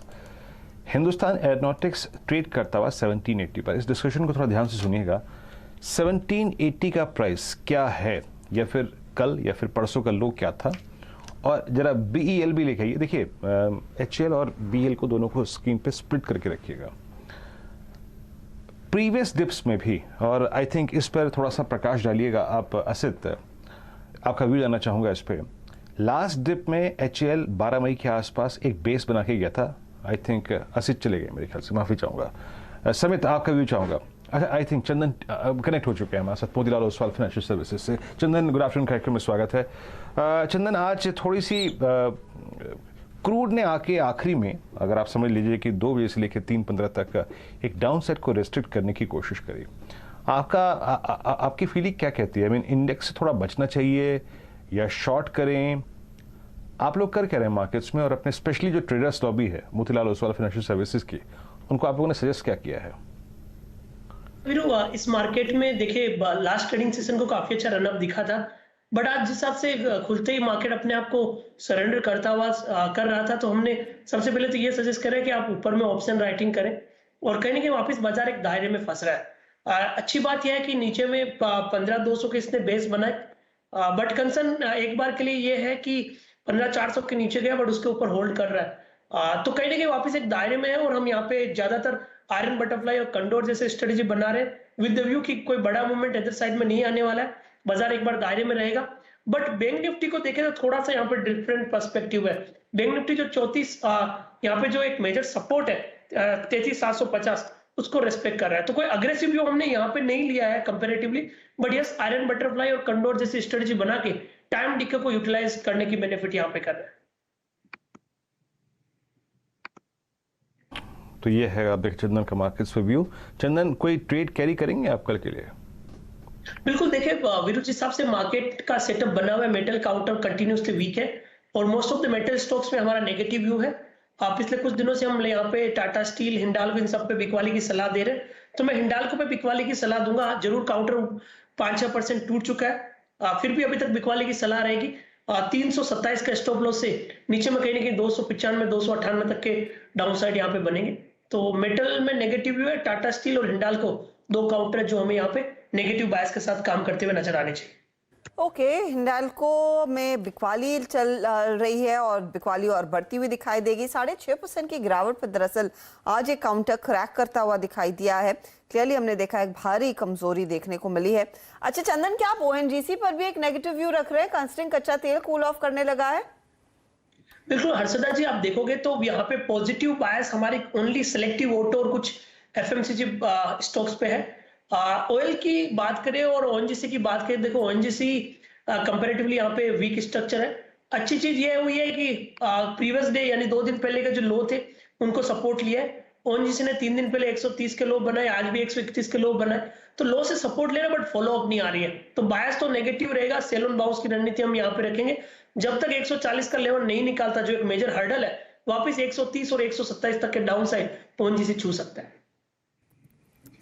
ओके, तो ये फिलहाल आपके लिए ONGC पर व्यू। लेकिन देखिए, ये कमोडिटी से जुड़ा हुआ कोई भी ट्रेड आज नहीं चला है। मेटल्स की धुलाई होती हुई, केमिकल स्टॉक्स में कमजोरी देखने को मिल रही है। कोल जैसे ट्रेड्स में भी हम देख रहे हैं आज करीब 3% तक का नुकसान देखने को मिला है। तो क्लियरली यहाँ पर मार बढ़ती हुई, और कल का जो लोन गेनर था, लोन गेनर नहीं लेकिन एक star performer Titan, back to square one. Titan की चमक ज्यादा दिन तक टिकी नहीं मानस, आज फिर 2% नीचे 2030। तो देखिए यहाँ पर भी ट्रेंड नेगेटिव लगता है, क्योंकि 2 दिनों में जो बाउंस बैक देखने को मिला वो उसमें भी स्टॉक अपने 20 डे मूविंग एवरेज के ऊपर नहीं निकला। तो लोअर टॉप से लोअर बॉटम्स अभी भी बन रहे हैं, और मेरा समझना है कि यहाँ पर 2100 रुपए से पहले आपको खरीदारी नहीं करनी है। नीचे की तरफ ध्यान रखिए, अगर एक बार ये 2000 रुपए के नीचे फिसलेगा तो फिर गिरावट बढ़ेगी और वापस हमें 1900 रुपए तक के स्तर देखने को मिलेंगे। इसलिए अपनी पोजीशन में 2000 का स्टॉप लॉस जरूर लगाएं, और आई थिंक फ्रेश खरीदारी केवल और केवल 2100 रुपए के ऊपर करें। ऊपर ही नई खरीदारी करने की सलाह है। क्लियरली कल यहाँ पर संदेह था कि ये तेजी टिकेगी नहीं, और ठीक वही होता हुआ दिखाई दे रहा है इस समय। तो ये एक कमजोर कड़ी आज के दिन की। UPL पर बिकवाली का कॉल आ चुका है। 2500 के आसपास रिलायंस इंडस्ट्रीज ट्रेड करता हुआ, रिलायंस ने भी इनफैक्ट एक्स्ट्रा प्रेशर ही डाला है। बैंकों में देखिएगा, इंडसइंड बैंक आपका, HDFC बैंक का 0.5% नीचे, इंडसइंड बैंक में 2-2.5% तक की गिरावट देखने को मिल रही है। इसके अलावा एक्सिस और ICICI में भी 1.5% तक का नुकसान। समित, क्या इनमें कोई शॉर्ट का ट्रेड कैरी करेंगे कल के लिए? नहीं अर्शदा, करंट लेवल पे नहीं करेंगे, क्योंकि देखिए बैंक निफ्टी की अगर हम बात करें तो निफ्टी ने मार्च के लोज ब्रेक किए थे और उसके नीचे ट्रेड हो रहा है। बट अगर हम बैंक निफ्टी की बात करें तो बैंक निफ्टी ने जो एक 32,000 का वो मार्च में जो लो बनाया था वो अभी भी होल्ड हो रहा है और वो अभी भी ब्रेक नहीं किया। तो जो next round of selling banking stocks में आएगा वो 32,000 के नीचे बैंक निफ्टी ब्रेक होने के बाद ही आएगा। तो तब तक हमें नहीं लगता कि ज्यादा एग्रेसिव आप अभी बैंक्स पे रहिए। 32,000 के नीचे यस आपको फिर एक अच्छा खासा एक sharp sell off overall banking conglomerates में दिख सकता है। बट ये 32,000, 32,800, 33,000 ये रेंज में हम ज्यादा एग्रेसिव शॉर्ट साइड पे बैंकिंग स्टॉक्स में नहीं रहेंगे। अरे बैंक्स में शॉर्ट नहीं करेंगे 32,800 के आसपास, लेकिन खरीदारी करने का भी कॉन्फिडेंस नहीं है ना इस समय समेत। डेफिनेटली देखिए 33,200 से लेके 32,000 ये नो ट्रेड जोन होगा बैंक निफ्टी के लिए, तो ऑब्वियसली बैंकिंग स्टॉक्स के लिए भी ये नो ट्रेड जोन रहेगा। ओके, बट बैंक निफ्टी आप देखें नो ट्रेड जोन की बात करते हुए उस क्लस्टर की जो कि हमारा मार्च का लोज है और CMP जो है निफ्टी का बैंक निफ्टी का। खैर आपका 15,405 ये निफ्टी का स्तर है और बैंक निफ्टी करीब 32,821। डेरिवेटिव्स के प्रोस्पेक्टिव से देखते हैं आज जो प्राइस डैमेज हुआ या फिर प्राइस गेन्स हुए उसके पीछे OI की कहानी क्या थी। Hindustan copper short buildup, Sun TV, Nalco, Hindalco, Vedanta, Jindal steel, Tata steel, NMDC। तो कमोडिटीज चाहे अगर आप उस वक्त देखें metals, ferrous, non ferrous, chemicals, सारे के सारे बैकफुट पे decisively and huge shorting. Next month contracts में भी याद रखिएगा। JSW steel. और उसके बाद अगर आप देखें जो खेमा खुलता है जिसमें शॉर्टिंग हुई या फिर लॉन्ग अनवाइंडिंग हुई उसमें रियल स्टेट स्पेस में DLF आता है और मेट्रोपोलिस में अभी भी कोई अगर आप देखें सुधार नहीं है। और गोदरेज प्रॉपर्टीज इस स्टॉक को देखिए आपकी स्क्रीन पे इट्स 1168। चंदन जरा एक बार यस इस चार्ट को देखते हैं जरा, गोदरेज प्रॉपर्टीज लेके आइएगा जनाब, क्या प्राइस डैमेज हुआ है इस स्टॉक में और आपकी स्क्रीन पे 1167 इस दौर की लोवेस्ट ट्रैजेक्टरी। और अगर आप हाई से कंपेयर करें 6 और लगभग 8, 1433 रुपए रिट्रेस हो चुका है ये स्टॉक। गजब का रिट्रेसमेंट। और अभी एक बार बताओ मैं चंदन, यहाँ पे वो 1207 का जादुई लेवल टूट गया है जहां से चलने के बाद दिसंबर 2020 में वो ड्रीम ब्रेकआउट आया था जब ये स्टॉक 2600 रुपए का हो गया था। 1200 के नीचे इसका प्राइस पोजीशन बनता क्या है? बिल्कुल, ऑलरेडी आपने काफी इसको अच्छी तरह से एक्सप्लेन किया। और देखिए 18 महीने के लोवेस्ट लेवल पे है और यहाँ पे देखो कि सबसे पहले ये 1185 एक हर्डल होता था फरवरी 2020 में। वो हर्डल इसने दिसंबर 2020 यानी कि पूरे 10 महीने 11 महीने के कंसोलिडेशन के बाद निकाला और उसके बाद में एक बड़ी रैली इसने 2500 के आसपास दी। और जिस हिसाब से पूरा सेटबैक हो गया 50% कट होकर उसी लेवल पे आ गया, कहीं ना कहीं डीमोटिवेट कर रहा है प्राइस पैटर्न को। तो ट्रेंड तो ऑलरेडी नेगेटिव है बट 1200 को तोड़ने के बाद फर्दर और 5 से 7% के इमीडिएट डाउन साइड ये दिखा रहा है। तो मेरे हिसाब से 1200 को आप स्टॉप लॉस लगा सकते हो, नीचे में 1100 और 1080 तक के डाउन साइड के टारगेट के। ओके, तो ये फिलहाल आपके लिए गोदरेज प्रॉपर्टीज पर एक व्यू। अच्छा, कुछ देर पहले हम BPCL की बात कर रहे थे और BPCL पर एक बाय का कॉल आया था जहां पर साफ राहुल शर्मा कह रहे थे कि 308 के ऊपर आप खरीदारी कर सकते हैं। ठीक हाई क्या छुआ इसने 307 का, 305 पर ट्रेड कर रहा है। HPCL देख लेते हैं। HPCL में भी 224 तक के लेवल्स देखने को मिल रहे हैं। ये डे हाई के आसपास है इस समय, 2.5% ऊपर ओपन इंटरेस्ट एडिशन के साथ। ये काउंटर अगले दिन के लिए क्या कैरी करना बनता है? मानस बताइए, क्या कोई ट्रेड इनिशिएट करेंगे HPCL में? नहीं, मैं नहीं कैरी फॉरवर्ड करना चाहूंगा। अब मेरे ख्याल से अगर 2 दिन में प्रॉफिट आ गए हैं तो एक बार प्रॉफिट बुक करना चाहिए क्योंकि 20 डे मूविंग एवरेज 227, 228 की रेंज में है। स्टॉक वहां पर रेजिस्टेंस फेस कर सकता है। तो अगर प्रॉफिट पे है ट्रेड तो बिल्कुल एक बार प्रॉफिट बुक करना चाहिए। CL में भी थोड़ा बहुत मुनाफा कमाया तो वहां पर भी प्रॉफिट बुकिंग या फिर वो कैरिएबल है? बात की आपने दूसरे स्टॉक की BPCL। देखिए BPCL में अभी स्ट्रेटेजी वही रहेगी कि हायर लेवल पे प्रॉफिट बुक करें क्योंकि देखिए 20 डे मूविंग एवरेज ऊपर के साइड पे दिखता है, लोअर टॉप लोअर बॉटम्स का ट्रेंड है। बट आई थिंक HPCL में ज्यादा स्मार्ट प्रॉफिट्स आ रहे होंगे तो वहां पर प्रॉफिट डेफिनेटली बुक करना चाहिए। BPCL होल्ड करना चाहे तो आई थिंक 302 के स्टॉप लॉस से होल्ड कर सकते हैं। 2 के स्टॉप लॉस के साथ BPCL होल्ड किया जा सकता है अगर आप चाहें, वरना HPCL में प्रॉफिट है तो आप एग्जिट कर लें। अच्छा चंदन, ये आज का डे लो 15,385 और हम इस समय कहाँ हैं 15,405 के आसपास। अच्छा चंदन से थोड़ा सा संपर्क ठीक बना नहीं है, तो मानस आप ही बताइए, ये 15,400 के आसपास अगर हम टिकते हैं तो फिर और अज्यूमिंग ग्लोबल मार्केट्स में स्थिति बिगड़ी हुई रहती है, एक बार ग्लोबल मार्केट की तस्वीर लेकर आइएगा प्लीज डायरेक्टर साहब। क्या है हाल? डाउ फ्यूचर्स तो 386 पॉइंट नीचे दिख रहा है, तो हम फिर क्या 15,300 के दर्शन करेंगे कल सुबह और उसके नीचे जाने की फिर गारंटी है क्या? देखिए गारंटी तो नहीं, लेकिन हाँ ये जरूर है कि ट्रेंड निगेटिव है और आप उम्मीद कर सकते हैं कि जो 2 दिन पहले का बॉटम बना है वो भी जल्दी ही निकलेगा और शायद 15,000 तक के भाव देखने को मिलेंगे निफ्टी में। तो ट्रेंड निगेटिव है, इसलिए बिल्कुल कॉशियस रह के ट्रेड करना चाहिए और ओवरनाइट लॉन्ग पोजीशन लेके जाना थोड़ा रिस्की लगता है। आई थिंक बेहतर रहेगा कि अगर आप लॉन्ग पोजीशन और छोटा मोटा प्रॉफिट है तो एक बार प्रॉफिट बुक कर लें। शॉर्ट पोजीशन कैरी करने में फेवरेबल ट्रेड दिख रहा है आपको? देखिए बहुत सारे ट्रेड ऐसे हैं, स्पेशली जैसे मैंने मेटल की बात की, मेटल में भी आप शॉर्ट पोजीशन कैरी फॉरवर्ड कर सकते हैं। केमिकल्स में वीकनेस लगती है और अगर निफ्टी में भी शॉर्ट पोजीशन है तो वो भी बना के रखिए। 15,500 के स्टॉप लॉस से निफ्टी में शॉर्ट पोजीशन बना के रखिए। आई थिंक आपको 1 से 2 दिनों में 15,200 के भाव देखने को मिल जाएंगे। तो आखिरी मिनटों में कुछ ऑप्शंस डेटा इंडिकेट कर रहा है क्या?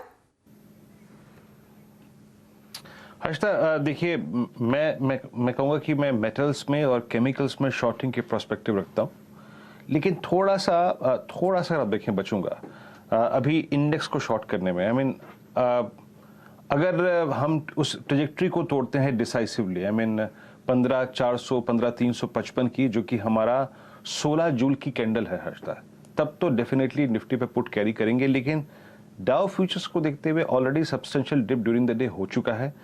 मेरे को आज आई थिंक थोड़ा सा दुविधा में डाल रहा है क्रूड और 100 डेमा के नजदीक आना। आई थिंक हर्षदा मैं इंडेक्स पे शॉर्ट से बचूंगा, but metals chemicals it's a comfortable short for the timing. Harshada विरुद्धि जल्दी आप मेरे पास आ गए, 2 मिनट 34 सेकंड है, तो एक एक करके सभी देख लेते हैं सेक्टर्स का हाल। आज एक्चुअली इतना ड्रैग हुआ है ना मार्केट, और अगर आपकी पोजीशन है और आप किसी एक लेवल का इंतजार कर रहे हैं तो पेशेंस टेस्ट करने वाला ये मार्केट साबित हुआ है। केमिकल शेयरों में आज वीकनेस, फार्मा सेहत बिगड़ती हुई दिखाई दी है। आप देखिएगा मेटल्स में बिकवाली, आईटी एक सहारे के तौर पर लोगों की उम्मीद थी चलेंगे, लेकिन Coforge, L and T Infotech, L and T tech services, Mindtree, Persistent, ये सब काउंटर्स में आज सेल साइड की पोजीशंस हावी होती हुई दिखाई दी हैं। तो क्लियरली वहां से भी कुछ ज्यादा खास बना नहीं है, फेवरेबल ट्रेड नहीं देखने को मिला। लेकिन आज सबसे जो कमजोर कड़ी इस मार्केट की रही है वो मेटल स्टॉक्स रहे हैं। मेटल कंपनियां आपके लिए लेकर आएंगे, हिंडाल्को देखिए, टाटा स्टील देखिए, जेएसडब्ल्यू स्टील देखिए, जेएसपीएल देखिए, सब में यहाँ पर 4 से 5%, इनफैक्ट कुछ में तो 6% तक के कट्स देखने को मिला है। तो ये सबसे कमजोर कड़ी है। और आज सुबह में हमने आपको बताया भी था कि दरअसल कॉपर के दाम जो है वो लोस पर ट्रेड करते हुए दिखाई दे रहे हैं, और वो एक फैक्टर था जिसके चलते हमने देखा हिंदुस्तान कॉपर में एक ब्रेकडाउन देखने को मिला। फिर लगा कि बाकी हिंडाल्को नाल्को में भी दबाव आएगा, और ठीक वही हुआ। To the script metal counters ने आज रिएक्ट किया है, बिकवाली देखने को मिली है, तो वो एक गहरी मार खाता हुआ इंडेक्स। निफ्टी बैंक 390 अंकों तक की गिरावट, लेकिन 32,800 के आसपास क्लियरली यहाँ पर भी एक बिकवाली का ट्रेड। आईटी इंडेक्स में कमजोरी देखने को मिली। टीसीएस इन्फोसिस कोशिश तो कर रहे थे कि पॉजिटिव टेरिटरी में रहे, लेकिन ज्यादा कुछ फायदा नहीं मिला। एक बार हीट मैप लेकर आते हैं, स्टॉक्स देख लीजिएगा। आज के दिन बिकवाली का ट्रेड ज्यादा देखने को मिला है, मंदी के तरफ के सौदे ज्यादा देखे गए आज के इस हीट मैप में। देखिए सिर्फ 4 या 5 कंपनियां हैं जो पॉजिटिव में जाकर टिकी हैं। बीपीसीएल इकलौता जो 1% से ज्यादा की बढ़त दिखाने में कामयाब। हीरो मोटोकॉर्प 1% से कम की बढ़त, डीवीज आधे % की बढ़त, टीसीएस एकदम फ्लैट टू पॉजिटिव बंद होता हुआ 0.39% की बढ़त, पावर ग्रिड भी ज्यादा कुछ नहीं हुआ। मारुति में सुबह में कॉल्स तेजी की आए, लेकिन ज्यादा देर चला नहीं। डॉक्टर रेड्डीज कमेंट्री अच्छी, स्टॉक चला नहीं। HUL flat, Bajaj auto flat, आपका अल्ट्राटेक, श्री सीमेंट, ग्रासिम जैसे ट्रेड्स में ज्यादा कुछ हुआ नहीं आज। इनफैक्ट बिकवाली ज्यादा देखने को मिली है। मेटल्स की हमने बात की, जेएसडब्ल्यू, टाटा स्टील, हिंडाल्को कमजोर रहे हैं काउंटर्स। यूपीएल में मार ज्यादा पड़ी है, 6% तक की गिरावट देखने को मिली, और ओएनजीसी भी पिटा है क्योंकि हमने देखा कच्चे तेल के भाव जो है वो करेक्ट होते हुए दिखाई दिए, और ब्रेंट 110 के नीचे कुछ समय तक ट्रेड करता हुआ दिखाई दिया। रिलायंस इंडस्ट्रीज एक वीकर विकेट पर आज खड़ा था। 3% की गिरावट यहां पर देखने को मिली। ट्रेडर्स की तरफ से कुछ पोजीशंस वहां पर अनवाइंड जरूर हुई हैं। कुल मिलाकर कमजोर सत्र, मुनाफा वसूली वाला सत्र। कल का पुल बैक आज लास्ट नहीं कर पाया, टिक नहीं कर पाया, उसके आगे हम बढ़ नहीं पाए। 15,401 पर दरअसल आज मार्केट जाकर टिका है। ये 15,385 डे के लो से दूर है, लेकिन हाँ, कल के लो को हमने ब्रीच किया और आज 15,400 पर मार्केट जाकर टिकता हुआ। निफ्टी बैंक भी देखिएगा 32,804 पर टिकता हुआ। 387 अंकों की गिरावट देखने को मिली है। IndusInd, ICICI bank, axis bank, ये सभी काउंटर्स कमजोर थे। एचडीएफसी कमजोर था, एचडीएफसी बैंक कमजोर था, रादर आधे % तक की गिरावट लेकिन वहां पर देखने को मिली। तो ये फिलहाल आज मार्केट का हाल। एडवांस डिक्लाइन रेशो, गिरने वाले शेयर कहीं ज्यादा बढ़ने वालों की तुलना में। फटाफट आपकी स्क्रीन पर लेकर आते हैं फिर आज नीरज और आशीष ने किस तरह के ट्रेड्स पर फोकस किया और इनका असेसमेंट कैसा रहा और किस तरह के रिटर्न्स बनते हुए दिखाई दिए। तो आशीष ने एक मिक्स्ड बैग आपके लिए हाजिर किया था। तेजी की तरफ जैन इरिगेशन और जैन इरिगेशन का डीवीआर था। मंदी की तरफ बैंक थे, एक्सिस और आईसीआईसीआई, जहां पर 1.5% तक की गिरावट भी देखने को मिली। नीरज ने मंदी वाले सौदों पर ज्यादा फोकस किया। स्पाइस जेट 7% टूटा, हिंदुस्तान कॉपर जिसकी हम बात कर रहे थे, वेदांत जिसकी हम बात कर रहे थे, और बायोकॉन जहां पर ब्राइबरी के चार्जेस लगते हुए दिखाई दे रहे हैं इनकी सब्सिडरी कंपनी की तरफ से। हालांकि कंपनी लगातार कह रही है कि उन्होंने कोई ऐसी रिश्वत नहीं दी है, लेकिन यहाँ पर सेंटिमेंटल इम्पैक्ट आता हुआ 3% तक की गिरावट इधर। तो ये है फिलहाल आपके लिए स्थिति। 15,400 बड़ी मुश्किल से होल्ड कर पाने में आज क्लोजिंग पर मार्केट फाइनली जाकर टिका है, लेकिन 225 अंकों की गिरावट। वीरू, चलिए तो एक बार जाते जाते डायरेक्टर साहब ब्रेंट का प्राइस भी दिखा दीजिएगा तो बड़ी आपकी मेहरबानी होगी। इट्स 109.84, तो एक सब्सटेंशियली अगर आप देखें लोअर लेवल्स पे क्रूड। कल की पूरी कहानी एक्सपायरी डे की दरमदार रहेगा कि क्रूड क्या करता है। हर्षता, मुझे इजाज़त दीजिए। हर्षता की मुलाकात आपसे फिर कल होगी मॉर्निंग कॉल में, और फिर शुरुआत करेंगे मुनाफे की तैयारी की 7:45 बजे। तब तक के लिए नमस्कार। 109.82, let's hope for the best.